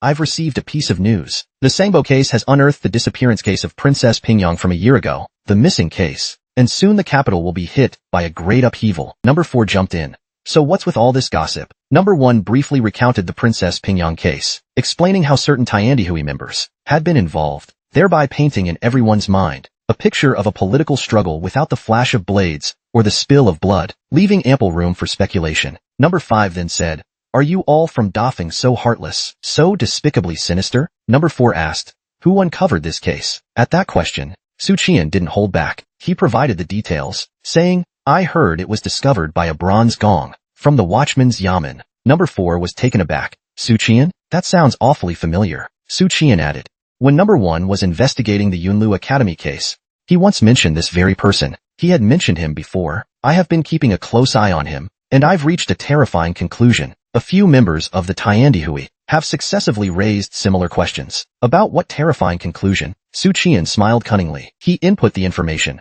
"This fellow is supremely intelligent, gifted beyond compare, and certainly not one to be kept in a mere pond." Everyone silently recorded that name. To receive such high praise from Number 3, this coppergong called Su Qian must be an extremely formidable character. At that moment, Taoist Jinlian felt rather embarrassed, and Number 4 lost all desire to speak. Then Number 2 piped up, addressing Number 3. "I've discovered Zhou Zhixiong's Zhengjia." Number 1 immediately jumped in and asked, "Where is he?" Number 2 replied, "One of my underlings saw him in a certain mountain stronghold. That stronghold happens to be the very one I'll be discussing soon. Just wait. Once I clear out that stronghold, I'll bring the man back to the capital for you." Su Qian was somewhat shocked. Number 2 really has found Zhou Qixiong, even though Yunzhou is so vast, and bandits are rampant. Even if he wields considerable influence in Yunzhou, I doubt he could have found Zhou Qixiong so quickly. It must either be a coincidence, or I've underestimated Number 2's abilities. But as long as we can detain Zhou Qixiong, we'll be able to find out who the true mastermind is behind the collusion with the demon tribe. Su Qian sincerely expressed his gratitude. "Many thanks." Number 2 replied, "It's nothing. Friends from all corners of the world are willing to give me a bit of face. Finding someone is no big deal to me." Everyone thought, "Now that's an extraordinary kind of face." Thus ended the internal discussion among the Tiandihui. Su Qian felt much more at ease. "Zhou Qixiong is my additional insurance. Once we capture him, even if the Princess Pingyang case doesn't clear my name, I still won't have to worry." At dusk, Su Qian and the others met Wei Yuan returning from the palace. Then, Su Qian hurried over and lowered his voice. "Lord Wei." Wei Yuan, his temples already streaked with gray, glanced at him. As he walked, he said, "The Jade King has written a letter of blood and wind, accusing Pingyuan Bo, Du Jishishong of the Ministry of Revenue, and the Minister of War of conspiring to murder Imperial kinsmen." Su Qian nodded. He remarked, "Your Majesty's countryside tour, and the subsequent 3 deliberations. His Majesty's anger is no less than that of the Jade King. He cannot wait that long." And immediately, Wei Yuan shook his head and continued, "An imperial edict has been issued, ordering that upon entering the palace, you witness a face-to-face confrontation with those 3. At that time, present in the court were also the high-ranking officials of the rotating Pearl Palace." Su Qian already knew the outcome, yet he still asked for confirmation. Wei Yuan sighed and said, "The case of the alleged murder of imperial kinsmen, the so-called 3 families under suspicion, will have its edict issued by tomorrow morning at the latest. Both factions are done for." Su Qian was visibly moved. The so-called 3 families under suspicion refers to the rich 3 families, the maternal 3 families, and the 7 3 families, which can be classified as aberrant, second only to the 9 families implicated in treason. Although Pingyuan Bo's entire family has been exterminated, compared with the families implicated in the uprising, there would still be tens, even hundreds, of people left. None of the relatives within Pingyuan Bo's clan will escape. As for the other 2 factions, Su Qian asked in confusion, "Both factions?" Wei Yuan nodded. He explained, "In the struggle following the Jade King's withdrawal from power, both factions are the greatest beneficiaries. They are led by none other than the Minister of War, Minister Zhang Feng, and Du Jishishong's grandson, Sun Mingzhong, from the Ministry of Revenue. Pingyuan Bo had joined one faction just last year. Since the court faction is far removed from him," Su Qian remarked indifferently, "I don't care about them. I only care about my own future and my life." Su Qian lowered his voice and asked, "Will you cause a public scandal over my matter?" Wei Yuan shook his head. "No need to rush. His Majesty is currently in a fury. Bringing this up now would only worsen things." Su Qian nodded, bidding Wei Yuan farewell. He understood the reasoning behind it, though he had no other choice. At dusk, in a certain room, a pale hand gripped a brush, and on a sheet of paper, it began, "Respected Master, the Sangbo case has now reached a conclusion. The Minister of Rights once said that cooperating with us is like matching tigers with their likes. He really has an uncanny accuracy in his observations. A year ago, I inadvertently witnessed the ordeal of Princess Pingyang and Monk Henghui. Monk Henghui died, but did not let his spirit depart. Instead, his very essence condensed into a deep resentment. I then forged him into a puppet and kept him by my side, and I have reported this matter to you. You said that the opportunity had arrived. That fated year marked the inception of our 500-year grand enterprise. Please forgive my most grievous shortcomings. I was never very optimistic. For those who bore witness, be they the four celestials or Ranzong's chief, are among the very few formidable powers in this world. But in this incident, the two, through some unspoken accord, chose instead to stand aside, once again extolling the unparalleled wisdom of our illustrious master. Emperor Yuanjing's stance on this case was not proactive. Otherwise, he would never have appointed a copper gong as the chief officer. Everything unfolded exactly as you had foreseen. Yet that copper gong is extraordinarily formidable, with an exceptionally acute sense of perception. During the invasion, he detected your arrival, and he came round several times to instruct Fong Si in spying on the demon uprising. May I ask, was that intentional on your part? Furthermore, other watchmen were secretly conducting their own inquiries. With no other option, I had to dispatch the Grey Hawk to lead the shipment. I know he is one of your kin. Please forgive me for taking such liberties, but rest assured, the item has already been handed over to the rightful recipient. I am very sorry. All leads in the tax silver case have gone cold. I have dealt with Zhou on multiple occasions. Indeed, he is merely a stubborn fellow with a bit of cleverness, and he does not fully comprehend the full extent of what his father, Zhou Shilang, has been scheming. Here, master, allow me to report 4 matters. First, during the transport of the tax silver, Zhou Shilang had numerous opportunities to act, which would have ensured greater security, but he deliberately chose to embezzle 150,000 taels of tax silver in the capital, which is truly baffling. Zhou Shilang is a clever man, yet he made a disastrously foolish move. I believe there must be a reason behind it. I ended up dying unexpectedly while in exile with Zhou Shilang, and no one else can give me the answer. Second, according to reliable sources, the amount of silver Zhou Shilang swallowed over the past 20 years exceeds 1 million taels. But when the Zhou family was confiscated, the court only managed to seize a few thousand taels of silver. Where did all that silver go? Third, through covert investigation of the Four-Heaven Sword, we discovered that the youngest disciple of Jianzheng is named Chu Chaowei. She's a very pretty and interesting little girl. Of course, she can never compare to our noble and beautiful master. What I want to say is, the magicians of the Four-Heaven Sword call her junior sister, or sixth senior sister. Moreover, Jianzheng's personal disciples number only 5. Aside from those affiliated with Wu Xinjiao, who killed Zhao, the county magistrate of Taikong, that includes the official who discovered the Xiao family mine. The wizards from Wu Xinjiao intervened in that matter, but they could have silenced voices in a more clever, more discreet way. Instead, they chose to kill within dreams. It is not hard to deduce that they attempted to mislead the court by smearing the Northern Protector, driving a wedge between Yuan Jingdi and the Northern Protector. Finally, there is one small matter that is hard to confess. I have fallen in love with a man I should not have loved. I wish to ask you, master, to lower the veil and reshape my mortal body. Ever your loyal servant. In another secret chamber, respected sir, the machinations in the tax silver case have failed. I must bear primary responsibility.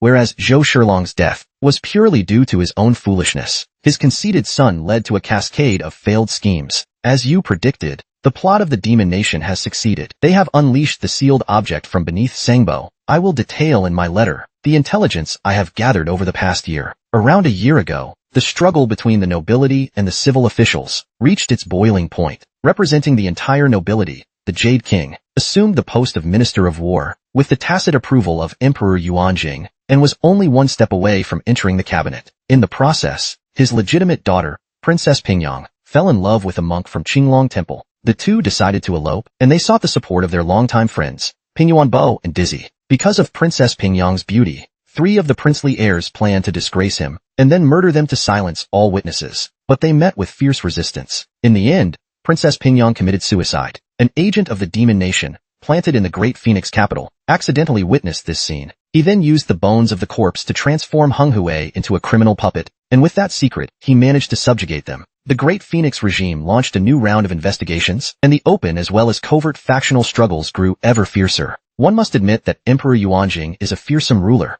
His imperial stratagems are unparalleled, yet he is not a benevolent emperor. In his eyes, there is only power and the quest for immortality. The agent from the demon nation, Daizi, holds this secret, and is cleverly seeking a cooperative partner among the elites. In the end, he set his sights on the Minister of Revenue and the forces behind him, because coincidentally during that period, a Xiao family mine was discovered on Huangshan in Taikang County, exactly what the degenerate remnants of the demon nation needed. No one in this world can slip in unnoticed. Under the watchful eyes of Jianjing and Renzong Daishu, infiltrate Sangpa, and destroy the Yongjin Shanhai Temple. But gunpowder will help them complete this task. Meanwhile, the forces backing Minister Lu Bu have long coveted sole control of the court to suppress all other factions. The two main factions, as obstacles in their path, are, of course, on their purge list as well. Both sides quickly reached an agreement. The Minister of Rights will help the remnants of the Demon Nation blow up the Yongjin Shanhai Temple, thereby releasing the sealed object beneath the temple. The Demon Nation's remnants will then propel Hung Hue into the spotlight, guiding the Watchmen to investigate Princess Pingyang's disappearance. In order to rid themselves of any suspicion, Minister Lu Bu even employed the Golden House case to facilitate communications for Baihu Zhou Qixiang, through which he delivered gunpowder into the Imperial city, burying it beneath the Yongjin Shanhai Temple, and murdering the officials from the Dali Temple and the Li faction, as well as 9 palace attendants, all to confuse and mislead the chief officers of 3 yamen. They even intended to use gunpowder to bring down and expose the treacherous. Alas, the copper gong was absent. Su Qian, in an attempt to mislead him, to have him investigate the disappearance of the Northern Protector. But unfortunately, he did not fall for it. That fellow is exceedingly shrewd. As for Jinwu, for 100 households, Zhou Qixiang deliberately killed Xiao Qiguan, causing him to break into a sweat, which drew the attention of the Watchman and Tiger Fong. And during their questioning, he employed a magical implement to shield against the forgetting technique, thereby redirecting the Watchman's gaze toward Qinglong Temple, so they would uncover the case of Hung Hue, the monk's elopement. This opportunistic, clue-hunting exploration into the factional disputes from a year ago was an exceptionally brilliant move. I, your humble servant, believe that only someone of 100 households could have done it. Without a doubt, it was that demon emperor's daughter who personally made the move. That is roughly how the affair unfolded. However, I still have 2 points unresolved. First, despite my painstaking efforts, I have yet to ascertain the true nature of the sealed object beneath Sangbo, exactly who or what it is. One thing is clear. It has profound ties with the Buddhist sect, nor have I determined the purpose behind the remnants of the Demon Nation releasing it. Second, the witnesses' attitudes remain utterly inscrutable. If one were to speculate about the purpose behind Yuan Jingdi's opening of the realm, I might hazard a guess or two. But Jianjing's true intentions are beyond my grasp. Though he seemingly did nothing, I always feel that everything is entirely within his foresight and control. Afterwards, Su Qian returned home and, after dinner, told second uncle about the progress in the Sangbo case, as well as the truth behind the Princess Pingyang case. Second uncle was utterly stunned. He remarked, "These scholars are each worse than the last. I may have hacked down many men in my day, but compared to them, I was as upright and honorable as one could be. Remember, from now on, do not waste your breath arguing with scholars. If you can use your knife, then spare the chatter, or you won't even know when you've been caught."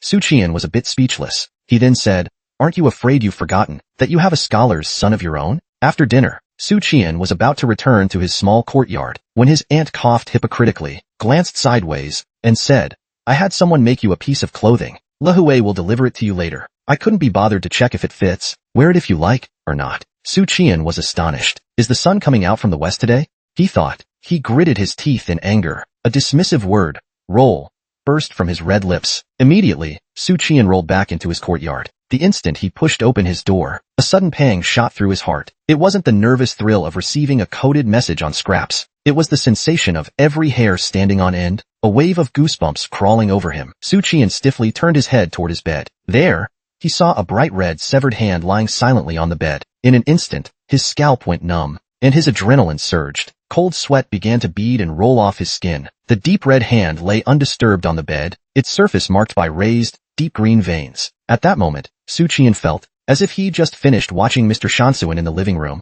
half terrified as he returned to his bedroom to sleep. When he opened his door, he found Shu Rinmei standing by the bed, staring at him with cold, white bronze eyes. The terror in his heart exploded. Every nerve screamed at him to run. At that moment, Su Qian noticed that the severed hand's index finger twitched slightly. In the next moment, the air itself seemed to thicken. Su Qi felt as if he were an old ox stuck in a mire. Strong and nimble though he was, he couldn't move a single step. The 5 fingers of the severed hand twitched. Then, it slowly crawled down from the bed, dragging itself along the floor towards Su Qian. The scene was horrifying, like a scene straight out of a horror film.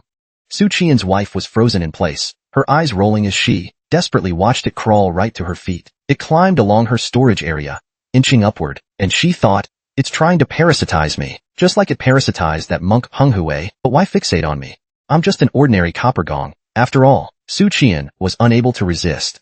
His eyes widened instantly, and his face contorted in terror. Then, his mouth was forced open, as the severed hand rudely thrust its fingers inside. The palm advanced inch by inch deep into his throat. This process was very swift, for the severed hand paid no heed whatsoever to Su Qian's ability to endure. Like a brutal, monstrous force, it simple and roughly passed through his mouth, through his throat, and Su Qian let out a pained wail. His consciousness seemed to shatter into countless fragments. In his haze, after what felt like an eternity, he saw a temple. Inside the temple, no Buddha was enshrined. On a meditation mat in the Dharma hall, sat a young monk in lotus position. Su Qian strained to see his face clearly, but the monk's face was shrouded in a mist, making it impossible to discern. Why have I come here? Have I died and entered the Western paradise of ultimate bliss? No, that's impossible for a wretch like me who never respected the Buddha. The Buddha would only clamp my head with his hand, and then kick me out of the Pure Land. Su Qian bitterly mused to himself. Suddenly, he heard a gentle voice in his ear from the young monk. Young monk requests to use your body to nurture my severed arm. I beg your indulgence. Su Qian was uncertain. He thought, isn't that my demon's severed hand?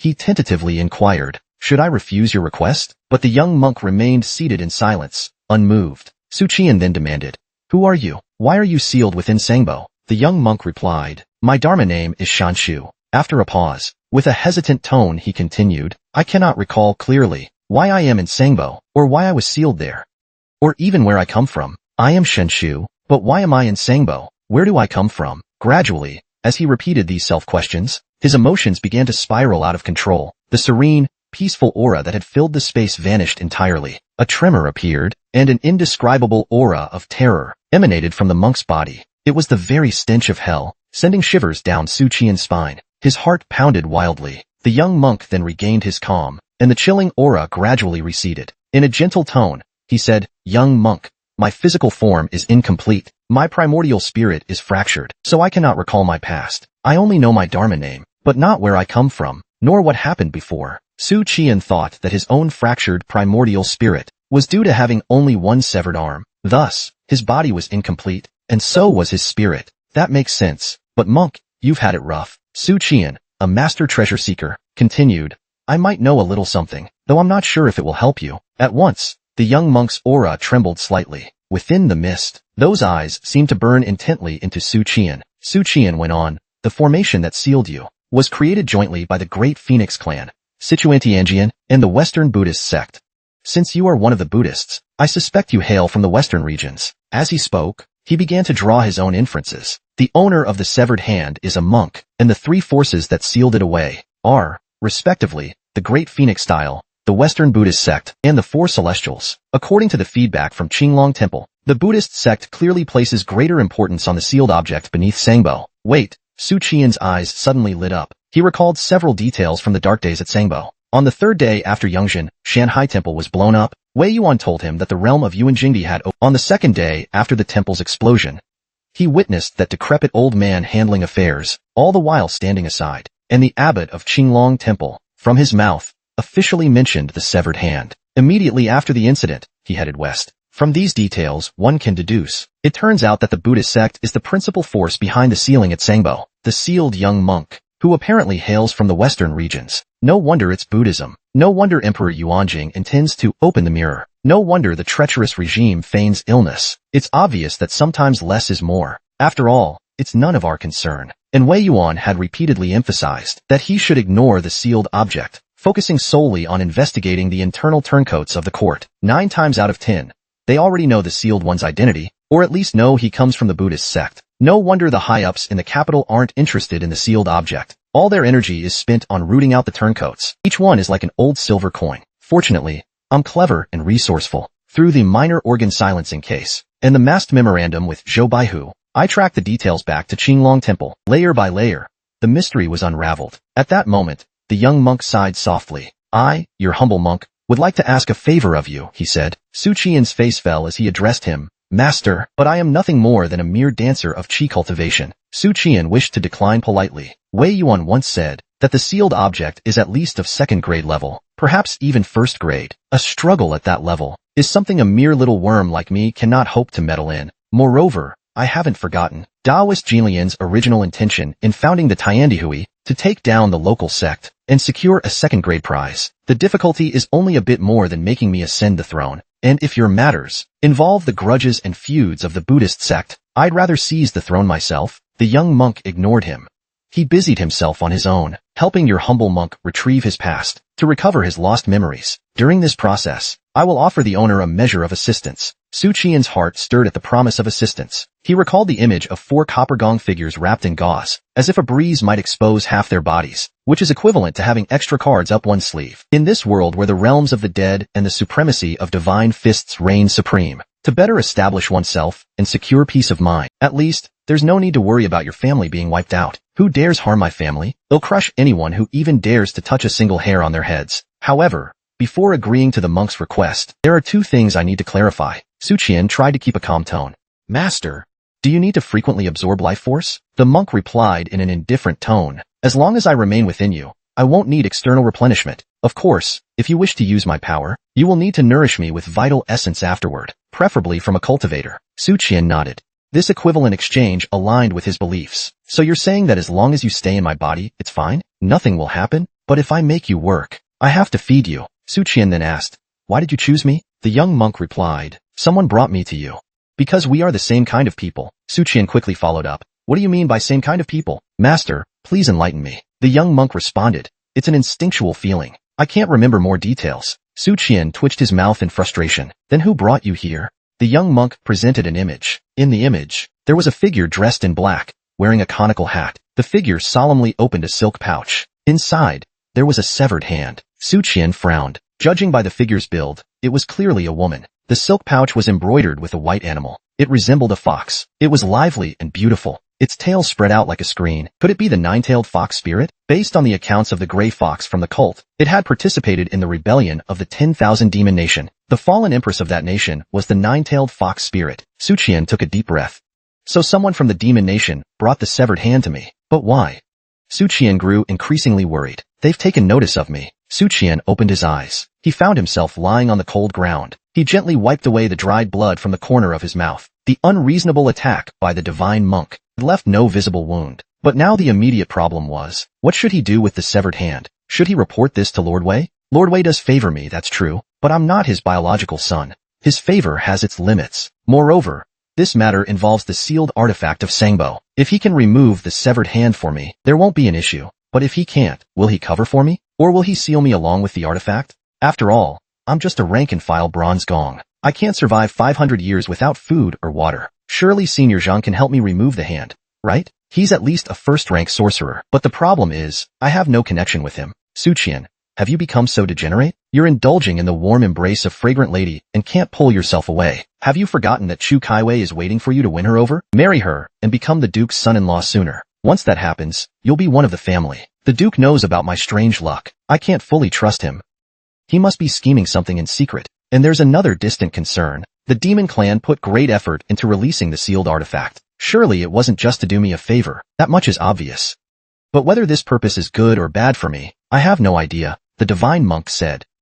I can nourish his arm and spirit. Is that why the demon clan brought him to me? One day in the future, will they come back to retrieve the severed hand? What will become of me when that day comes? Will I live or die? At that moment, he heard the divine monk's gentle voice echo in his mind. Keep your fate safe. Next morning, Su Qian called out in his mind, Divine Uncle? Master, are you there? You said last night that we are the same kind of people. I just want to ask, do you also pick up silver coins every day? But after a long wait, there was still no response. Su Qian reassured himself, thinking, he is a divine entity after all. Normally, he wouldn't be reachable. I'll try summoning him again later. If there's still no response, I'll use my warm, comforting aura to soothe his cold existence. I guess I can live with that. Su Qian climbed over a tall wall and returned to the residence. Just as he landed, a thought suddenly crossed his mind. The black gold saber had been given by Jianzhong. The technique Heavenly Blade Slash came from the Directorate of Celestials. The saber and the technique were a perfect match. Jianzhong knew about my peculiar aura. The morning wind was cold, making Su Qian shiver slightly. At this moment, he felt trapped in a complex scheme. I need to find a way back to Earth. Su Qian sighed. One step at a time, I guess. I need to improve my strength and position first. Everything else can wait. After collecting his thoughts, Su Qian went to the main hall. His aunt and second uncle were eating breakfast at the table. Next to them was a little girl. The little girl greeted him enthusiastically. Big brother, you're here, she said excitedly. She then subtly tried to hide her meat bun and fried dough sticks. Moving them closer to herself, Su Qian felt an urge to laugh. Such a shallow sibling bond, huh? It's not like I'm going to steal your food. Su Qian sat down. He glanced at the elegant lady. Aunt, You're up early. His aunt didn't seem to be in a good mood. She replied curtly, I woke up early to check on Linyu. She's not feeling well. Su Qian frowned. He was quite concerned about his unconventional cousin. What happened? His aunt hesitated and mumbled, It's just women's matters. Su Qian instantly understood. Her period had arrived. But if it was just that, his aunt wouldn't have needed to visit her. So it's menstrual cramps. Detective Su Qian came to this conclusion. After breakfast, Su Qian said, I'll go check on Linyu. At that moment, the little girl called out, Big brother, I want to visit sister too, said the little girl innocently. Inside Su Lingyu's bedroom, she was lying on her side in bed, her delicate eyebrow. Her face looked slightly pale. Su Qian comforted her. Is it that time of the month? Did you take any medicine? Su Lingyu froze for a moment, and a faint blush appeared on her pale cheeks. She shook her head. Mother said, I'll get better on its own. Su Qian showed a worried expression. Menstrual pain was usually ignored in this era. People didn't consider it an illness. They thought it would naturally go away with time. I remember that brown sugar and ginger tea helps with cramps. Never mind. I'll consult Kaiwei about it later. The little girl approached the bed, reaching out her chubby fingers. She tried to smooth her sister's furrowed brows. With a pitiful voice, she asked, Is sister going to die? Su Qian felt speechless. Sister's not going to die. Su Lingying asked fearfully. Then what's wrong with her? Su Qian felt a slight headache. Why are you asking so many questions, you little brat? You wouldn't understand menstrual pain, or anything about periods. After thinking for a moment, he explained in simple terms, Sister is too well behaved. She doesn't play any pranks. That's why she's feeling unwell. If she learns to be mischievous in the future, The little girl nodded in sudden understanding. With a serious expression, she declared, I'll become a troublemaker too. That way, my stomach won't hurt in the future. Su Qian reassured his cousin, You rest well. Then he left with the little girl. On the way back to the main hall, Su Qian briefly lost focus, and the little girl disappeared without a trace. Moments later, she came running back, her short legs moving quickly. Su Qian saw that she was holding a handful of dirt, which she sneakily hid in her small hands. What is she up to? Back in the main hall, his second uncle and aunt were still eating. The little girl climbed onto a chair, right in front of her parents. She threw the black dirt into a large pot of porridge. Then she stood proudly on the chair. The little girl let out a relieved breath. Now her stomach won't hurt anymore. Su Lingying placed her hands on her hips, waiting for praise from her parents. I'm causing trouble now. I'll keep causing trouble from now on. Not like sister, who always causes problems for you. Her aunt's expression stiffened. She suddenly remembered the cockroach incident. Past and present frustrations surged in her heart. She picked up the little girl and put her on her lap. Asterisk smack. Smack. Asterisk she spanked her. The little girl protested, crying and arguing. Why are you hitting me, Mom? Her mother didn't stop. You dare throw dirt in the porridge and still argue like you're in the right? The little girl sobbed. Big brother taught me that. He said if I cause trouble, my stomach won't hurt anymore. Her mother's eyes gleamed with fury. A fire seemed to ignite in her gaze. Su Ningyan, what nonsense did you teach her this time? Su Qian immediately ran away, laughing nervously. The weather's really nice today. Second uncle, I'm heading to the yamen. At the dungeon of the night watcher's yamen, Su Qian quietly sipped tea. Name and age. Master Hung Yuan clasped his hands together in prayer. He recited a Buddhist chant and replied vaguely, This humble monk is Hung Yuan, age 30. Su Qian looked up in surprise. Hung Yuan appeared to be in his 40s, close to 50. What's your cultivation level? Su Qian asked. An 8th grade martial monk, Hung Yuan answered. Su Qian frowned, tapping the table with his finger. Don't play games with me. An 8th grade martial monk broke into Earl Ping Yuan's mansion at night, killed people, seriously injured 2 Qi practitioners with ease, left without a scratch on himself? Hung Yuan calmly affirmed. This humble monk truly is 8th grade. Su Qian felt a bit embarrassed. He recalled something peculiar about the Buddhist cultivation system. In the system, the 9th grade monks were novices, while the next rank was 7th grade, skipping 8th grade. Does Buddhism have 2 separate systems? If there are 2 systems, why are they merged into one? Su Qian voiced his confusion. What is the next rank after martial monk? Hung Yuan shook his head. The Qinglong Temple doesn't have such advanced teachings. You can only learn about it by traveling westward. Su Qian's confusion deepened. Only by traveling westward. Then it's likely the archives at the yamen don't have any related records either. Forget it. These are trivial matters anyway. Su Qian then learned that Hung Hui had already passed away, and that the remains of Princess Pingyang had been found. Today, the emperor issued an official decree. Earl Pingyuan, Minister Zhang Feng of the Ministry of War, and Sun Zhoming from the Ministry of Revenue were all accused of plotting against the royal family. Their families would be executed or exiled. You can rest easy now, Su Qian said. Hung Yuan closed his eyes and quietly recited a Buddhist mantra. Su Qian added, You got involved in this case by accident. The night watchers will not hold you accountable for it. Saying this, he pulled out a small jade fragment from his robes and dropped it onto the table with a clink. But shouldn't you explain to me what this thing is? This jade fragment was found at the bottom of a well. It's the 6th fragment connected to you. Henjiwan's gaze fell on the jade fragment. It was something he had dropped into the well during a conflict with Honghui. After hearing Henghui's story and watching him paint, he had been too heartbroken to pay attention to the fragment. Later, the Night Watchers arrived. Knowing he would be taken to the dungeon, he had decided to leave the mirror fragment in the well to prevent the Night Watchers from finding it. His plan was to retrieve it if he ever escaped, or have Taoist Jinlian collect it for him. Unexpectedly, it still ended up in the hands of the Night Watchers. Su Qian stared at Heng Yuan, waiting for his reply. The jade fragment had been handed to Su Qian that morning by Wei Yuan, who gave no further instructions. However, Su Qian felt that Wei Yuan intended for him to return the fragment to number 6 on his behalf. Su Qian calmly said, "This mirror was found at the bottom of the well. If it's not yours, then it must belong to Heng Hui, and its real name is the Earthbook fragment." Heng Yuan abruptly lifted his head and stared at him. Su Qian smiled confidently. With a self-assured tone, he said, "There are many people you can fool in this world, but the Night Watchers aren't among them." Heng Yuan lowered his head and quietly said, "Yes, it belongs to this humble monk." Su Qian asked, "From what I understand, this is a treasure of the Taoist sect. How did it end up in the hands of a monk like you?" Heng Yuan replied, "By chance and fate, I came into possession of this artifact. I hope you will return it to me, sir." Su Qian shook his head and said, "Master, I doubt it's that simple. Claiming fate and coincidence doesn't explain how you came across a treasure of the Taoist sect. If you speak openly and tell me, they'll let you go. Otherwise, you'll be spending the rest of your life in the Night Watcher's dungeon." Heng Yuan was silent for a moment. He stood up to leave. Su Qian stopped him. "Where are you going?" Heng Yuan replied coldly, "Back to the dungeon." Su Qian smiled slightly. Number 6 has good character. He didn't betray the Heaven and Earth Society, though maybe it's also because he didn't have much to sell. But this isn't what I want.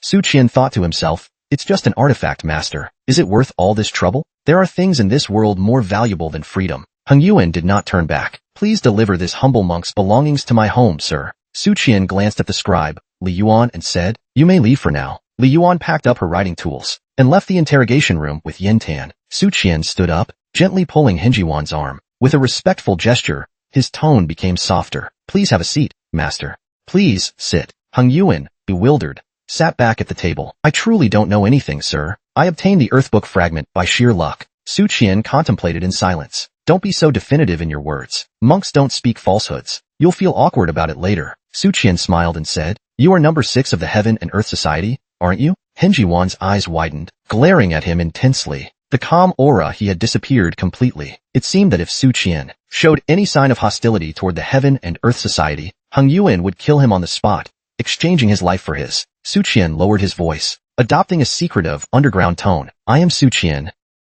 a contact of the Heaven and Earth Society. I was planted in the Night Watchers by Yunlu Academy. The Earthbook fragment wasn't found by the Yamen. I retrieved it from the bottom of the well. I also led the effort to locate you. And all of this was ordered by number 3. He is my superior." Heng Yuan was deeply shocked. He didn't immediately refute or doubt the words of the bronze gong in front of him. In that moment, something occurred to him. Number 3 is a scholar of Yunlu Academy. He has mentioned multiple times that the academy has agents planted in various government offices. As a Confucian institution with a history of controlling the court, this is entirely normal. After the Sangbo case occurred, number 3 also mentioned details of the case. In internal communications within the Heaven and Earth Society, there truly is an agent of Yunlu Academy in the Night Watchers Yamen. But how did number 3 know my location? Taoist Jinlian. When Heng Hui and I were together, Jinlian would have avoided conflict with Heng Hui, so he must have sought help from others. And since the Night Watchers were responsible for the Sangbo case, the best person to ask was number 3. I owe number 3 my life. Number 3 truly lives up to his reputation as a scholar, righteous and courageous. He's a friend worth trusting, but this debt will be hard to repay. Heng Yuan sighed inwardly. Taking a deep breath, he steadied himself. Henjiwan's gaze towards Su Qian was no longer guarded or hostile. "What else did number 3 say?" Su Qian replied. "He said that Chunwei is currently unable to leave Yunlu Academy. If something similar happens in the future, he may not be able to help in time. So he asked me to assist you, master. If you need any help in the future, you can come to me." He added silently in his mind, "And if I ever need anything, I can come to you." It won't reveal number 3's identity, at least not for now. He didn't want to expose himself yet. "For one, I've built up a bit of an exaggerated image. The Heaven and Earth Society members think I'm a top elite from Yunlu Academy, a scholar with vast knowledge, but they'll be surprised to find out I'm just a bronze gong." Heng Yuan nodded and said, "If you ever need this humble monk's assistance, sir, just ask." Su Qian smiled and led him out of the dungeon. "Master, they'll escort you out." After seeing Heng Yuan off, Su Qian returned to the Spring Breeze Hall. He saw Li Yuchen tidying things up. Every item was arranged meticulously. Su Qian offered, "Let me help you." Li Yuchen quickly stopped him. "Don't touch anything. I'll handle it myself. I can take care of it just fine." Su Qian was happy to relax. "Once this case is over, let's all go to Jiafengxi for drinks." "My treat." Li Yuchen hesitated slightly. "Jiafengxi, huh?" Su Qian noticed something and teased. "You've never been to Jiafengxi, have you?" In this era, a man with status and position who hasn't been to Jiafengxi, that's as rare as a female PhD graduate in my previous life, or a 30-year-old unmarried male PhD holder. Both are incredibly rare. Li Yuchen shook his head and said, "That place is full of corruption and filth. Why would I want to go there?" "Are you going to watch the execution of those 3 warriors today?" Su Qian quickly shook his head. "No, I'm not going. I can't handle that kind of scene." Li Yuchen gave him a puzzled look. "Executions are extremely common here. During major investigations, whole groups of officials are sometimes executed in public at the market. Even the regular executions of death row prisoners after autumn judgments have made the people accustomed to it. At first, they might be shocked, but soon they can watch while eating without any discomfort." Su Qian insisted, "Either way, I'm not going." A mass execution with hundreds of people was still too overwhelming for him. It'd give me nightmares. At the execution platform at the market, over 100 people knelt. The executioner glanced at the sun and gave the signal. Death was about to descend. Relatives of Zhang Feng cursed loudly, blaming him for their fate and vowing to haunt him even in death. The executioner's blade rose high, heads rolled one by one, and blood sprayed dramatically. The smell of blood was so strong that even the onlookers could smell it. Afterward, 2 more batches of prisoners were executed, the families of Earl Pingyuan and Sun Zhoming. Finally, the main culprits, Zhang Feng, Earl Pingyuan, and Sun Zhoming, were brought forward. Hung Yuan, standing at a distance from the crowd, quietly turned and left. He had come to witness the execution for 2 reasons. First, to fulfill a vow to his junior brother, Hung Hui, by seeing their enemies beheaded. Second, to calm his inner obsession, to prevent future inner demons. Hung Hui had been like a brother and son to him, one life repaid for another. With this, the matter was settled. Everything had come to an end. Elsewhere, Su Qian, while practicing his breathing technique, attempted to summon the divine monk. "Master, are you awake?" But after a long time, there was still no response from the monk. He seemed able to sense Su Qian's thoughts, perhaps using a Buddhist ability called mind reading. However, mind reading shouldn't allow access to memories. Either way, most of the time, he was in a deep sleep. That was a good thing. Su Qian was thinking about this when he suddenly felt a bit excited. When Su Qian opened his eyes, he saw his 2 colleagues meditating with their eyes closed. Relieved, he took out the jade fragment to check the transmissions. Hung Yuan had sent a message. "Everyone, I'm fine now. Thank you for your concern." Number 5 was the first to voice suspicion. "Is this really number 6? Could it be an impersonation by the Night Watchers?" Number 4 responded, "If it were fake, Taoist Janlian would have warned us in advance." Number 5, "You should be thinking about whether number 6 has been turned by the Night Watchers." Su Qian admired the sharpness of number 4. Number 4 truly has the mind of a scholar and former official. His thoughts were perceptive. Number 5 asked, "Number 6, were you turned by the Night Watchers?" Hung Yuan replied, "This humble monk is well. I simply want to thank number 3 and Taoist Janlian for saving me." Taoist Janlian said, "No need to thank me. Your junior brother had no intention of killing you." At this point, number 4 brought up the main topic.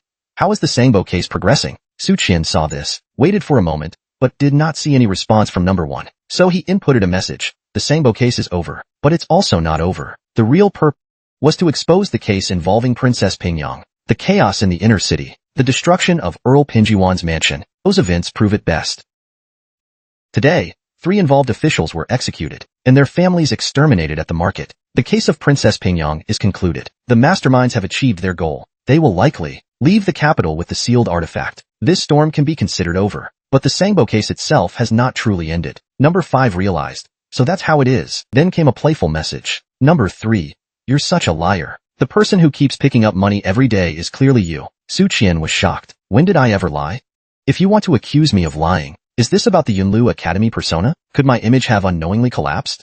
That doesn't make sense. Besides, it shouldn't be number 5 saying this. It would make more sense coming from number 1 or number 6. No way it should be. Some girl from the southern borders." Number 4 began the first round of analysis. Number 3 is a liar. He's the one who found the silver coins. But how did number 5 know about this? There wasn't much communication between them during the transmissions. In other words, number 5 must have caught onto a flaw in one of number 3's past statements. No, wait.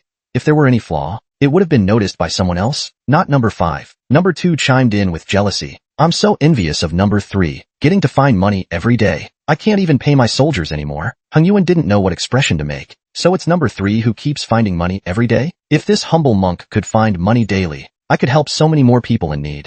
Number 1 remained silent, quietly observing. At that moment, Taoist Jinlian was lazily basking in the sun on a rooftop. Su Qian sighed in relief and admitted to himself, "Fine, I lied. But honestly, whether I lie about something like this doesn't really matter, does it? Like when Song Tingfeng often says, I have a friend who's unwell. Everyone knows he's talking about himself, but does anyone blame him for lying?" At this point, number 4 launched a second analysis. The person finding the silver is definitely number 3. What kind of person could consistently find silver like that? I don't recall any mysterious abilities. In Yunlu Academy's Confucian teachings, number 4 had already formed a theory. He quickly sent a message. Number 3.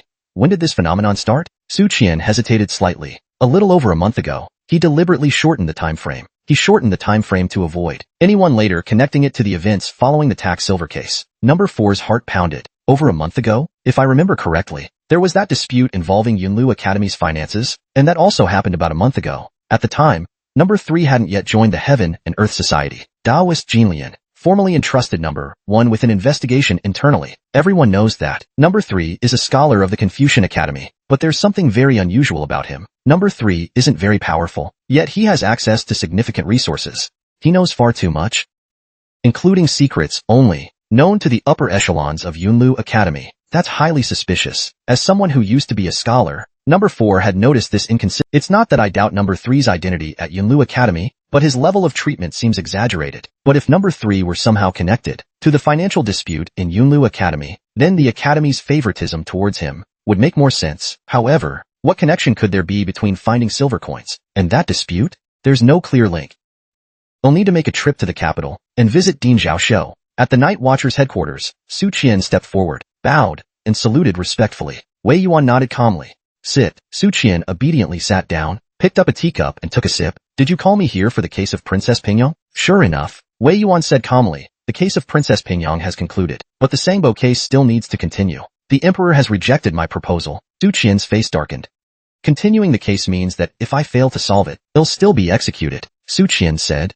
Minister Sun of the Ministry of Justice and Assistant Minister Zhou of the Ministry of Revenue have been hostile to me from the start. Wei Yuan waved his hand dismissively. Wei Yuan interrupted him. These are minor matters. The real problem is that His Majesty doesn't like you. Su Qian immediately felt irritated. Well, that's perfect, because I don't like him either. Ever since I saw him in ceremonial Taoist robes at the ancestral rites, I've had a faint sense of aversion towards him. At first, I thought it was because he represented the feudal monarchy. But after the Linglong incident, and after interacting with him up close, I realized my dislike for him was pure and without reason. It just came from the heart. Maybe it's some kind of cosmic conflict between us. He's the Emperor of Weiyang Palace, and I'm, well, something else. Anyway, I've always disliked him. Thinking about this, Su Qian asked, Sir, what could I have done to offend the Emperor? Wei Yuan sighed. It might simply be that he doesn't see you as a valuable actor in this play, so just stay calm and wait. No need to investigate further. At this point, any evidence has already been erased. You won't find anything. But if time passes, and the Emperor still insists on executing you, I'll arrange a scapegoat in your place. Don't worry. No one will pay too much attention to you. You're just a lowly bronze gong. Su Qian felt deeply dissatisfied inside. So that's how it goes, huh? I'll become your hidden pawn in the shadows, Su Qian said. What if I capture Zhou Qixiang? Wei Yuan gave him a surprised look. If you can catch him, then this matter can be settled. But that's easier said than done. Su Qian left the Hall of Curiosity and returned to Spring Breeze Hall. He shared the news with his close friends. Song Tingfeng's face turned grim, and he began cursing furiously, with no two insults alike. Li Yuchen said, the Princess Pingyong case has already taken up too much time. It'll be difficult to thoroughly investigate the Sangbo case now. The Imperial Court's records are incomplete. You can't accuse officials ranked 4th grade or higher, unless you can persuade the Prime Minister to help. Su Qian also felt at a loss. Find the Prime Minister? But who knows if the old man will be willing to help. Even if he's willing to help, do you think the Emperor would trust him? I'm not going to bother with that old man. At Guanxin Tower, Su Qian put on a fawning smile, offering a food box to Kaiwei. Sister Kaiwei, I need to meet the master. Do you have any way to take me to the 8 trigrams platform? Chu Kaiwei, salivating, stared intently at the food in the box, as if it would vanish at any moment. She replied, probably not. The master is in seclusion. He's already entered the passage to the 8 trigrams platform, and no one can go up there. After saying that, she quickly stuffed large amounts of. Su Qian was speechless. Can't you eat a bit slower? But he was more worried about his own life. He asked urgently, is there really no way? When will the master come out of seclusion? Chu Kaiwei glanced at him. What do you mean by our master? Suppressing her annoyance, She thought for a moment. It could be a few months, or as short as half a month.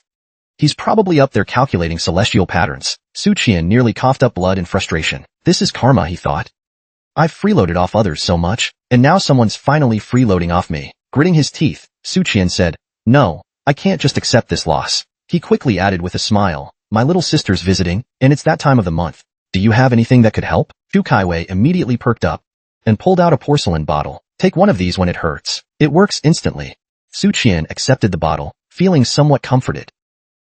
She might be a glutton, but when you need her help, she's generous. Whether it's expensive or not, she's willing to share. Meanwhile, in the distant Yunzhou, the region was plagued by rampant banditry. Bandit groups and mountain outlaws roamed freely, causing immense suffering to the people. The government had struggled with this problem for decades. In one of the strongholds deep in the mountains, the terrain is easy to defend but hard to attack. At first, the government would send troops to suppress them. After several defeats, they turned a blind eye and ignored it. As night fell, strong winds swept over the mountain peaks. Shortly after, there was lightning and thunder, followed by heavy rain. At the watchtower, a bandit on guard said, "Hey, did you hear? The gang scored big again today. They robbed a merchant caravan. Silk, tea, and porcelain were among the valuable goods. It's all thanks to the new 6th leader in the bandit camp. He's highly skilled in martial arts and strategy, and he's excellent at training the troops. Apparently, he has a military background. He used to work in the capital city of Dafeng, but he couldn't stand the corruption and incompetence of the court, so he turned to banditry. Right now,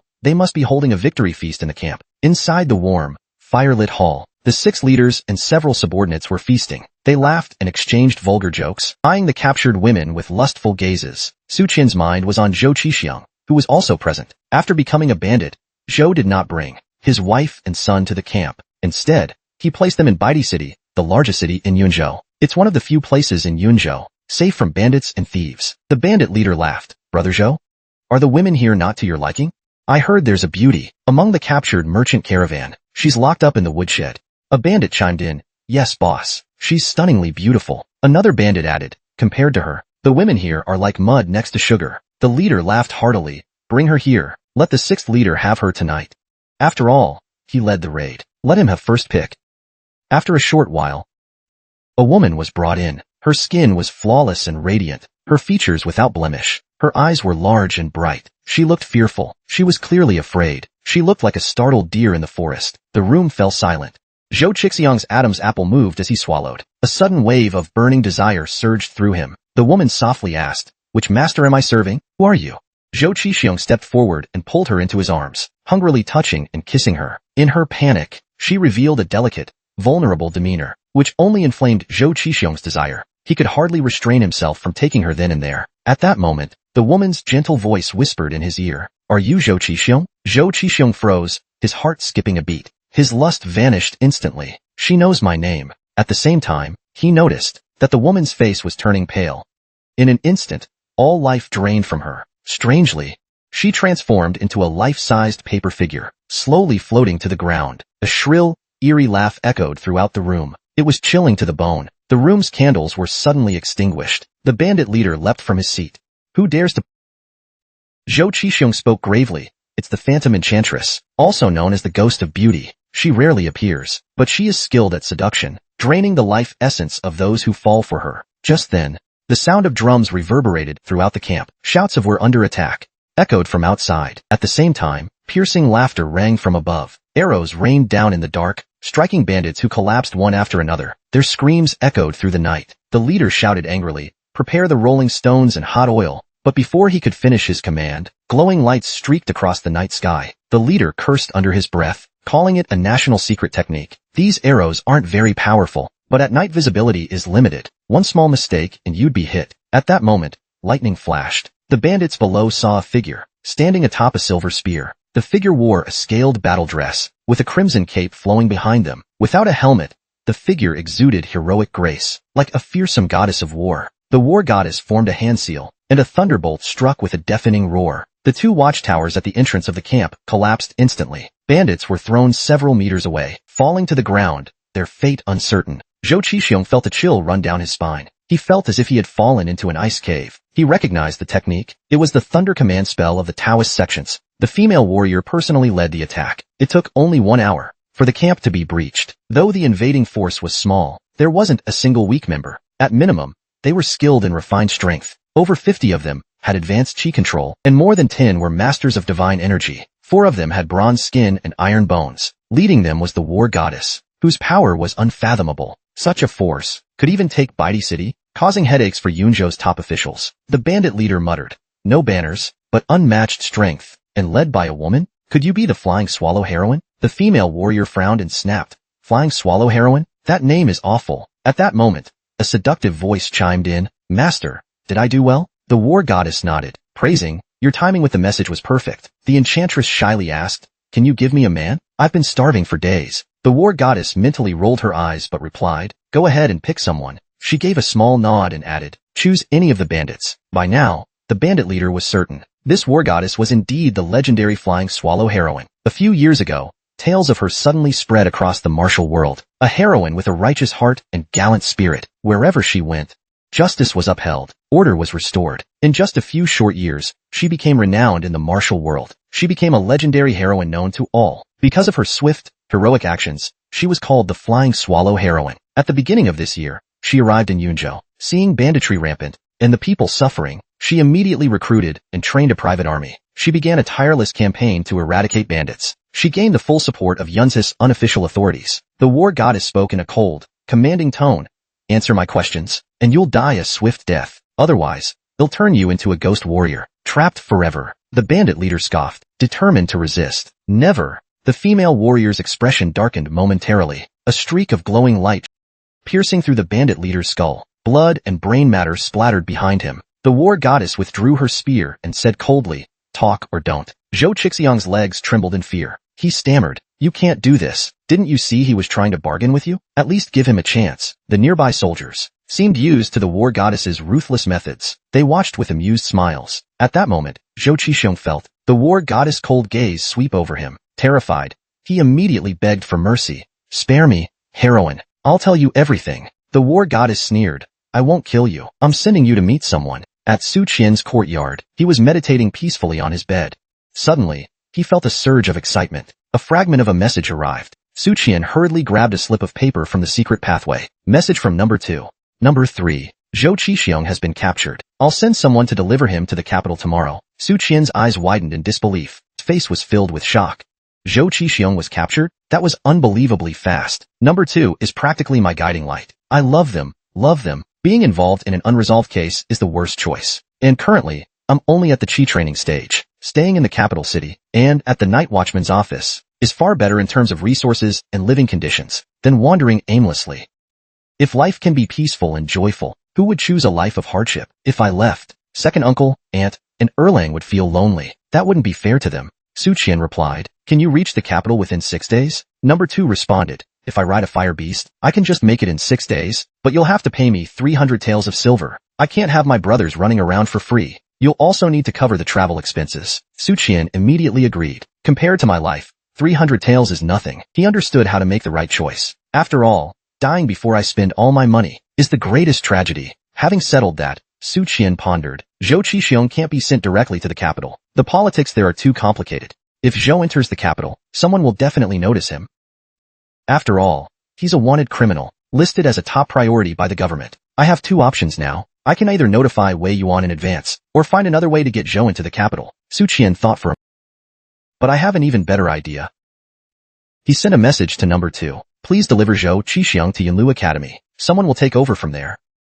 Zhou Qixiang is linked to high-ranking officials, and we must guard against their desperate retaliation. The night watchman's office is full of warriors, but they lack subtlety. The scholars at Yunlu Academy are resourceful, making them the best choice to escort a high-value prisoner. After all, there's a saying, within 3 feet of Wu's territory, you're practically in the capital, but getting into the palace itself is unlikely, unless otherwise. For the grand scholars at Yunlu Academy, taking the emperor's head would be all too easy." Su Qian made up his mind silently. "Tomorrow, I'll visit Yunlu Academy and meet with my 3 mentors." Meanwhile, the other members of the Heaven and Earth Society, who were monitoring the situation, were not surprised.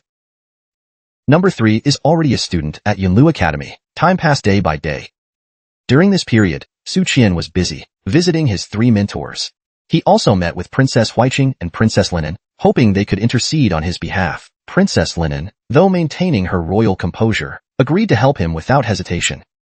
Princess Huiqing, however, was more rational and objective. She candidly said, "The emperor doesn't seem to like you. I can ensure you're spared the death penalty, but not from punishment." What was strange, though, was that Princess Huiqing appeared indifferent to the Sangbo case. She remained calm about Su Qian's potential fate, as if it was of little concern to her. In the blink of an eye, 5 days had passed. On the eve of the Sangbo investigation deadline, Wei Yuan summoned Su Qian to Heojialong Hall. Wei Yuan said solemnly, "I've just received news from the palace. His Majesty will hold a morning court tomorrow, and the Sangbo case will inevitably be mentioned. I will try to keep you under the protection of the night watchmen, rather than handing you over to the judicial or criminal court." At this, Su Qian smiled and said, "Lord Wei, I've already captured Zhou Qixiong." Wei Yuan's expression froze. He stared at Su Qian in silence. The next day, on the final day of the Sangbo investigation, at dawn, Su Qian entered the Imperial city by carriage. When he arrived, he felt a sense of relief. He clasped his hands in gratitude to his helpers, saying, "Thank you, everyone. Today, the Sangbo case will be concluded.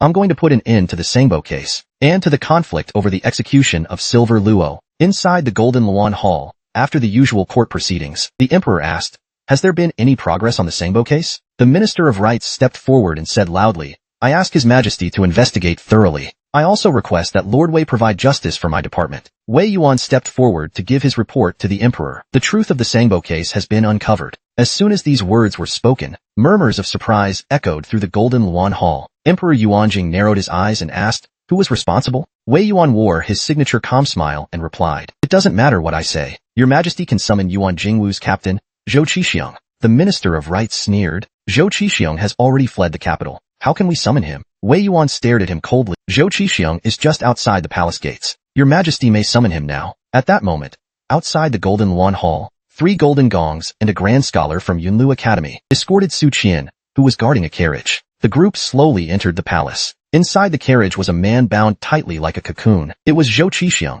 the key figure in the Sangbo case. Zhou Qixiong was still unconscious. To prevent him from committing suicide, Su Qian had acquired a large dose of a sedative from Kai Wei. Su had chosen Yunlu Academy to handle Zhou Qixiong, instead of placing him in the Earthbook fragment, for 2 reasons. First, Zhou Qixiong was a master of the divine realm, with a higher rank than Su Qian, making it risky to contain him personally. Second, the existence of the Earthbook fragment was a closely guarded secret. He couldn't just pull it out in front of the emperor and the court ministers in the hall. Besides, he now had enough connections to handle matters, without relying on the Earthbook. As he waited, somewhat bored, Su Qian chatted with senior brother Xoong. Xoong Qianhuan, known as Yang Qianhuan, was one of their teacher's disciples. Xoong said calmly, "He's our 3rd senior brother. My senior brother has a few screws loose though." Su Qian quipped sarcastically, "Do any of your teacher's disciples have normal brains?" He then imitated Yang Qianhuan's signature posture, crossing his hands behind his back. Xoong nodded emphatically. "Exactly. He always talks with his back to people, and he never speaks clearly. All the other disciples find him annoying. Nobody can stand him. He doesn't feel ashamed at all. Instead, he's quite proud of himself." Su Qian asked in confusion, "Why is that?" Song Qing sighed. "He says that by turning his back to the world, he presents himself as a true master." Su Qian leaned in and said, "Brother Song, can you pass a message to him for me?" Song Qing responded reluctantly, "What is it?" Su Qian chuckled mischievously and whispered in his ear, "With the moon in my hand and stars within reach, there's no one like me in the world." At that moment, Yang Yin and Jiang Lu's Hong, 2 golden gongs, moved slightly, instinctively turning their heads toward him. A sense of annoyance rose in their hearts. "This kid is so arrogant." Song Qing grinned awkwardly. Senior brother Yang would probably enjoy this level of arrogance, but if Su spreads that around, he might get beaten up. Thinking of this possibility, Song Qing's interest was piqued. He nodded enthusiastically and said, "I'll definitely deliver the message." As they spoke, a eunuch led a group of guards out from the palace gate, calling out loudly, "Where are the night watchmen?" The emperor summoned Su Qian. Su Qian said calmly, "Please wait a moment." Yang Yin stepped forward, hoisting Zhou Qixiong over his shoulder. The eunuch asked curiously, "Who is this?" Su Qian clasped his hands and replied, "This is the wanted criminal, Zhou Qixiong." The eunuch seemed intrigued. "Why is he wrapped in a sack? Let me take a look." Jiang Lu's Hong stepped forward to block the way, shaking his head and saying, "Until he sees the emperor, no one is allowed to approach the prisoner." The eunuch frowned and said, "Before seeing the emperor, the identity must be verified. How do I know this isn't someone pretending to be Zhou Qixiong to sneak into the palace? What if he intends to assassinate His Majesty? I now suspect his identity. You need to confirm it." Su Qian's face darkened. The eunuch's words were logical and well-founded. There was nothing inherently wrong with them, but the timing of the request was highly suspicious. He knew of many ways to make someone disappear without a trace. The 2 golden gongs probably know even more. But as warriors, they likely won't be able to stop it. Warriors are skilled at brute force. If Zhou Qixiang were to silently die, in his unconscious state, the blame would inevitably fall, and it wouldn't be on this eunuch here. Verifying a prisoner's identity is standard protocol. This eunuch belongs to a faction, most likely aligned with the Minister of Rights party. Thinking of this, Su Qian smiled and said, "Eunuch, once we meet the emperor, I'll inform him that you tried to kill Zhou Qixiang to silence him." The eunuch flew into a rage.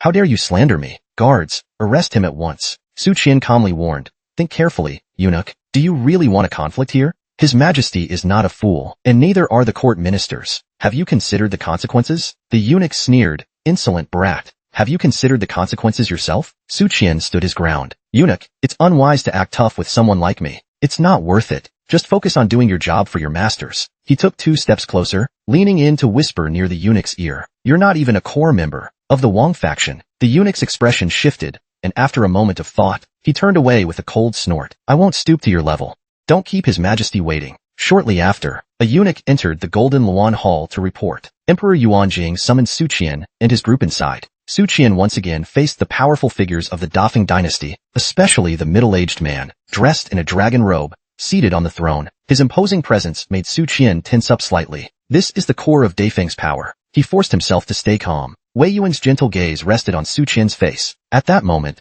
Su Qian felt his anxiety melt away. He reached out to remove the sack covering Zhou Qixiang. The moment of truth had arrived. Once again, a few pressure points were pressed on Zhou Qixiang's body. He groaned in pain, then slowly opened his eyes. Su Qian spoke calmly, "Your Majesty, this is the wanted criminal Zhou Qixiang, former commander of the Yuanjing Wuwei Battalion." Zhou Qixiang was stunned. Why was he waking up to see Emperor Yuanjing and the entire court? What were the ministers doing here? Was he dreaming? Just then, Su Qian slapped him. "Congratulations on your grand return, you scoundrel." Only then did Zhou Qixiang realize this wasn't a dream. He truly was in the Dafeng Imperial Palace. Emperor Yuanjing looked down at him, his expression cold and severe. "Who ordered you to collude with the demon clans and smuggle gunpowder?" At that moment, Zhou Qixiang could only cry and beg for mercy. He didn't even hear what the emperor was asking. A trace of irritation crossed Emperor Yuanjing's face. He stopped looking at the pitiful man and turned to Zhang Shan. "Mr. Zhang, please do your part." Zhang, stepping forward with his hands behind his back, with a solemn tone, he said, "A gentleman remains a gentleman, even in danger." An invisible breeze swept past Zhou Qixiang. In an instant, his mind was consumed by the word truth. Zhang Shan asked coldly, "Who ordered you to collude with the demon clans and smuggle gunpowder?" Sweat beaded on Zhou Qixiang's face. He struggled internally, trying to resist the compulsion, but his mouth moved on its own and he said, "Minister of Rights, Li Yulong." A court official immediately spoke out, "Your Majesty, this is absurd. Zhou Qixiang is slandering Minister." Chillingly, another voice interjected, "Zhou Qixiang isn't lying." Chu Kaiwei, standing nearby, echoed, "He isn't lying." The Minister of Rights, Li Yulong, turned pale, realizing there was no point in arguing. Emperor Yuanjing remained silent, staring at Minister Li with icy eyes, as if he were looking at a corpse. Wei Yuan immediately spoke, "Your Majesty, please leave the interrogation to the Ministry of Justice. They will uncover his accomplices." The Minister of Justice stepped forward. "Your Majesty, this case should be handled by the Ministry of Justice." Emperor Yuanjing did not respond. He silently gazed down at the gathered officials, causing them to fall quiet. After a long pause, Emperor Yuanjing finally declared, "This case will be handed over to the Ministry of Justice." After court was dismissed, the Minister of Rights, stripped of his official robe and hat, was escorted out of the palace. At this moment, Su Qian caught up with him. "Minister, hold on. I heard from Lord Wei about what happened in court a few days ago. If your Wang faction had settled matters earlier, today's events could have been avoided." From a distance, Yang Yin observed the scene. "Father, should we call him back?" Wei Yuan shook his head. "He's venting his grievances, and if not now, when? Keep an eye on him, though. Make sure he doesn't escalate things." Wei Yuan chuckled softly. "I'm also curious to hear what he has to say." Minister of Justice. "This brat is full of nonsense." Su Qian remained unfazed. "Ministers, I may lack talent, but I wouldn't dare spout nonsense. I only wish to present a poem to Minister Sun and Li. The poem is titled On Sangbo." Minister Sun's face stiffened.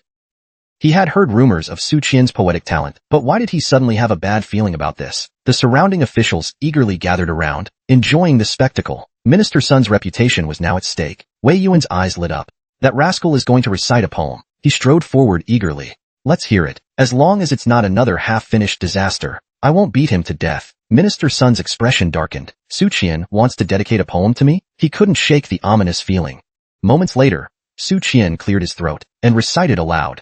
People often claim to be wise, but I've been ruined by my own cleverness. I only wish for my children and descendants to live without disaster and toil. Wei Yuan, hearing this, drew a sharp breath. The meaning of this poem is, the person laments that their intelligence has ruined their entire life. If only they were foolish, they could have lived without disaster or hardship and become a noble. This was a clear jab at the officials and nobles of the court, implying they are brainless fools. The surrounding officials exchanged glances. Their expressions were full of awkwardness. They had come to watch Minister Sun's humiliation, only for Su Qian to cut them all with a sharp remark. Minister Sun glared at Su Qian, gritting his teeth. He's mocking me as a fool, ridiculing me for causing my own downfall. He wants to tie my name to a pillar of shame. Su Qian gazed indifferently at Minister Sunday. He fully understood the minister's fury. For scholars, the greatest ambition is to leave a lasting legacy. This is more enticing than educating others, but at the same time, their desire for legacy is matched by their fear of infamy. How can they endure this? They can't. Minister Sun could no longer contain his anger. Guards, seize this man. At that moment, Wei Yuan calmly stepped forward and stood in front of Su Qian, bowing slightly to Minister Sun with a composed expression.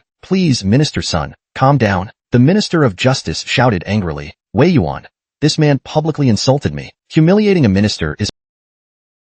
Even you can't protect him today. Wei Yuan smiled gently. Insulting a minister is indeed a grave offense, but stating the truth isn't an insult. Minister Sun stumbled slightly, his trembling finger pointing at Wei Yuan. He was so enraged that he couldn't even speak. Wei Yuan chuckled softly, then turned and led Su Qian away. After walking a few steps, Wei Yuan paused, turned back and called out, Congratulations, Minister Sun, on becoming famous across the land. Minister Sun shuddered at the words, failing to catch his breath. He collapsed in a faint. Back at the Night Watchman's headquarters, Su Qian followed Wei Yuan into the Hall of Righteousness. Su Qian asked, Lord Wei, I have a few questions I can't figure out. Wei Yuan responded calmly. Why did His Majesty hand this case over to the Ministry of Justice? Su Qian immediately flattered him. With talent like yours, Lord Wei, you alone possess 8 parts of the world's brilliance, while the rest of us share just one. Zhang Luzhong, nearby, spit out his tea in shock. Wei Yuan graciously accepted the praise, relaxing into the compliment. The Minister of Rights is a member of the Wang faction. If the Night Watchman handled the case, it would expose a large network of Wang faction members. Su Qian immediately understood. If that happened, the balance of power within the court would be disrupted. Either one faction would dominate, or two would fight for control. That's not what Emperor Yuanjing wants to see. He needs balance to maintain control over the court, especially since he's focused on his Taoist cultivation. Even if the Wang faction colluded with the demons, the bomb Sangbo. For the Emperor, maintaining power is more important than honoring the ancestors. In Su Qian's eyes, Emperor Yuanjing is a tyrant, focused solely on his own power and status. The chaotic infighting among court factions is a direct result of the emperor's neglect. By prioritizing his cultivation over governance, he relies on the chaos to secure his position. Otherwise, he could easily be overthrown. Su Qian pondered for a moment and asked, One more thing puzzles me. Why didn't the Minister of Rights silence Zhou Qixiong? Wei Yuan shook his head. Don't get caught up on such details. The Sangbo case is closed. The Emperor summoning you today shows that the matter has been settled. Su Qian smiled in relief. I plan to invite my colleagues, who helped me investigate the case, to a drink at Jiaofeng Sea. But I'm broke. Could you provide some funds? Wei Yuan glared at him, then said sternly, Get out. After Su Qian sheepishly fled, Wei Yuan paused for a moment and said, Yang Yin, give him 200 taels of silver as a reward from the department. Wei Yuan added, You two can go together if you like. Zhang Luzhong quickly shook his head. Lord Wei, I have no interest in going to a place like Jiaofeng Sea. Wei Yuan didn't insist. He merely said, With Su Qian there, I'd guess there'll be many courtesans keeping him company. Night fell. Jiaofeng Sea was brightly lit. The sound of string and wind instruments echoed melodiously. Yang Yin and Li Yuchen each had a charming courtesan by their side, serving them drinks. However, both men appeared rather stiff, not at all like they were there to indulge. Zhang Luzhong teased them. You two really are alike as superior and subordinate. Same demeanor. Su Qian, after drinking quite a bit, felt tipsy. He retorted, Zhang Jinluo, you're wrong. Yang Jinluo doesn't like women, but Li Yuchen is just too uptight. There's a difference between the two. Everyone burst into laughter, filling the room with a cheerful atmosphere. They drank until well past midnight before the banquet ended. Li Yuchen wanted to leave, but Su Qian, Song Tingfeng and Zhu Guangxiao insisted on keeping him there. They shoved a young, elegant woman into his room. As the host, Su Qian made sure everyone was settled in. Only then did he enter Fu Xiang's room. Fu Xiang, freshly bathed, sat cross-legged on the bed, gently drying her long, black. Why are there so many people here today? Su Qian chuckled. Isn't it to keep the girls here organized? He said this, then opened the door and stepped out. I'll be back shortly. He quietly tiptoed toward Li Yuchen's room. There, he spotted Song Tingfeng and Zhu Guangxiao, both acting stealthily. Su Qian gestured with his eyes. You two came to eavesdrop too? They nodded, and their eyes seemed to ask, what about you? Are you cultivating curiosity? They exchanged amused looks, and held their breath for a moment. Cautiously, they prepared to listen. The three men realized there were no bed-shaking sounds. Instead, they heard a conversation. Master, I finished bathing. You should go wash. Li Yuchen gave a low response. After a while, the woman said, Master, the bed is ready. What are you pacing around the room for? Li Yuchen answered awkwardly, the room's arrangement is chaotic. It's a complete mess. Staying in here makes me feel uneasy. The woman was confused. But it's already quite tidy. I clean this room every day. The teacups should be arranged around the teapot, at a specific distance. The potted plant by the window needs to be moved 2 inches to the left. The chairs are placed too randomly. They should be arranged like the teacups around the teapot. And this painting on the wall, shouldn't it be centered? The screen is crooked. I just straightened it. Your embroidered shoes aren't placed neatly either. The woman replied gently, how could everything possibly be so perfect? Who can manage that? I've been waiting for you for a while now, master. Li Yuchen, offended, said, who says it can't be done? Watch and learn. I'll teach you how to tidy a room properly. The woman was utterly baffled. Sir, did you come here to clean or to? Under the window, Su Qian and the others were equally dumbfounded. They lost interest in eavesdropping. They quietly tiptoed away. Su Qian sighed. Isn't he married? He is, right? Why does he act like a clueless virgin? Could this be his first time at Jiaofengxi? Su Qian thought for a moment and said, when we get back to our rooms later, let's make some noise. Song Tingfeng found the idea amusing. Sounds like a plan. That night, the bed sounds were especially intense. Next came the premium content. We know you're not interested, so we'll just skip it.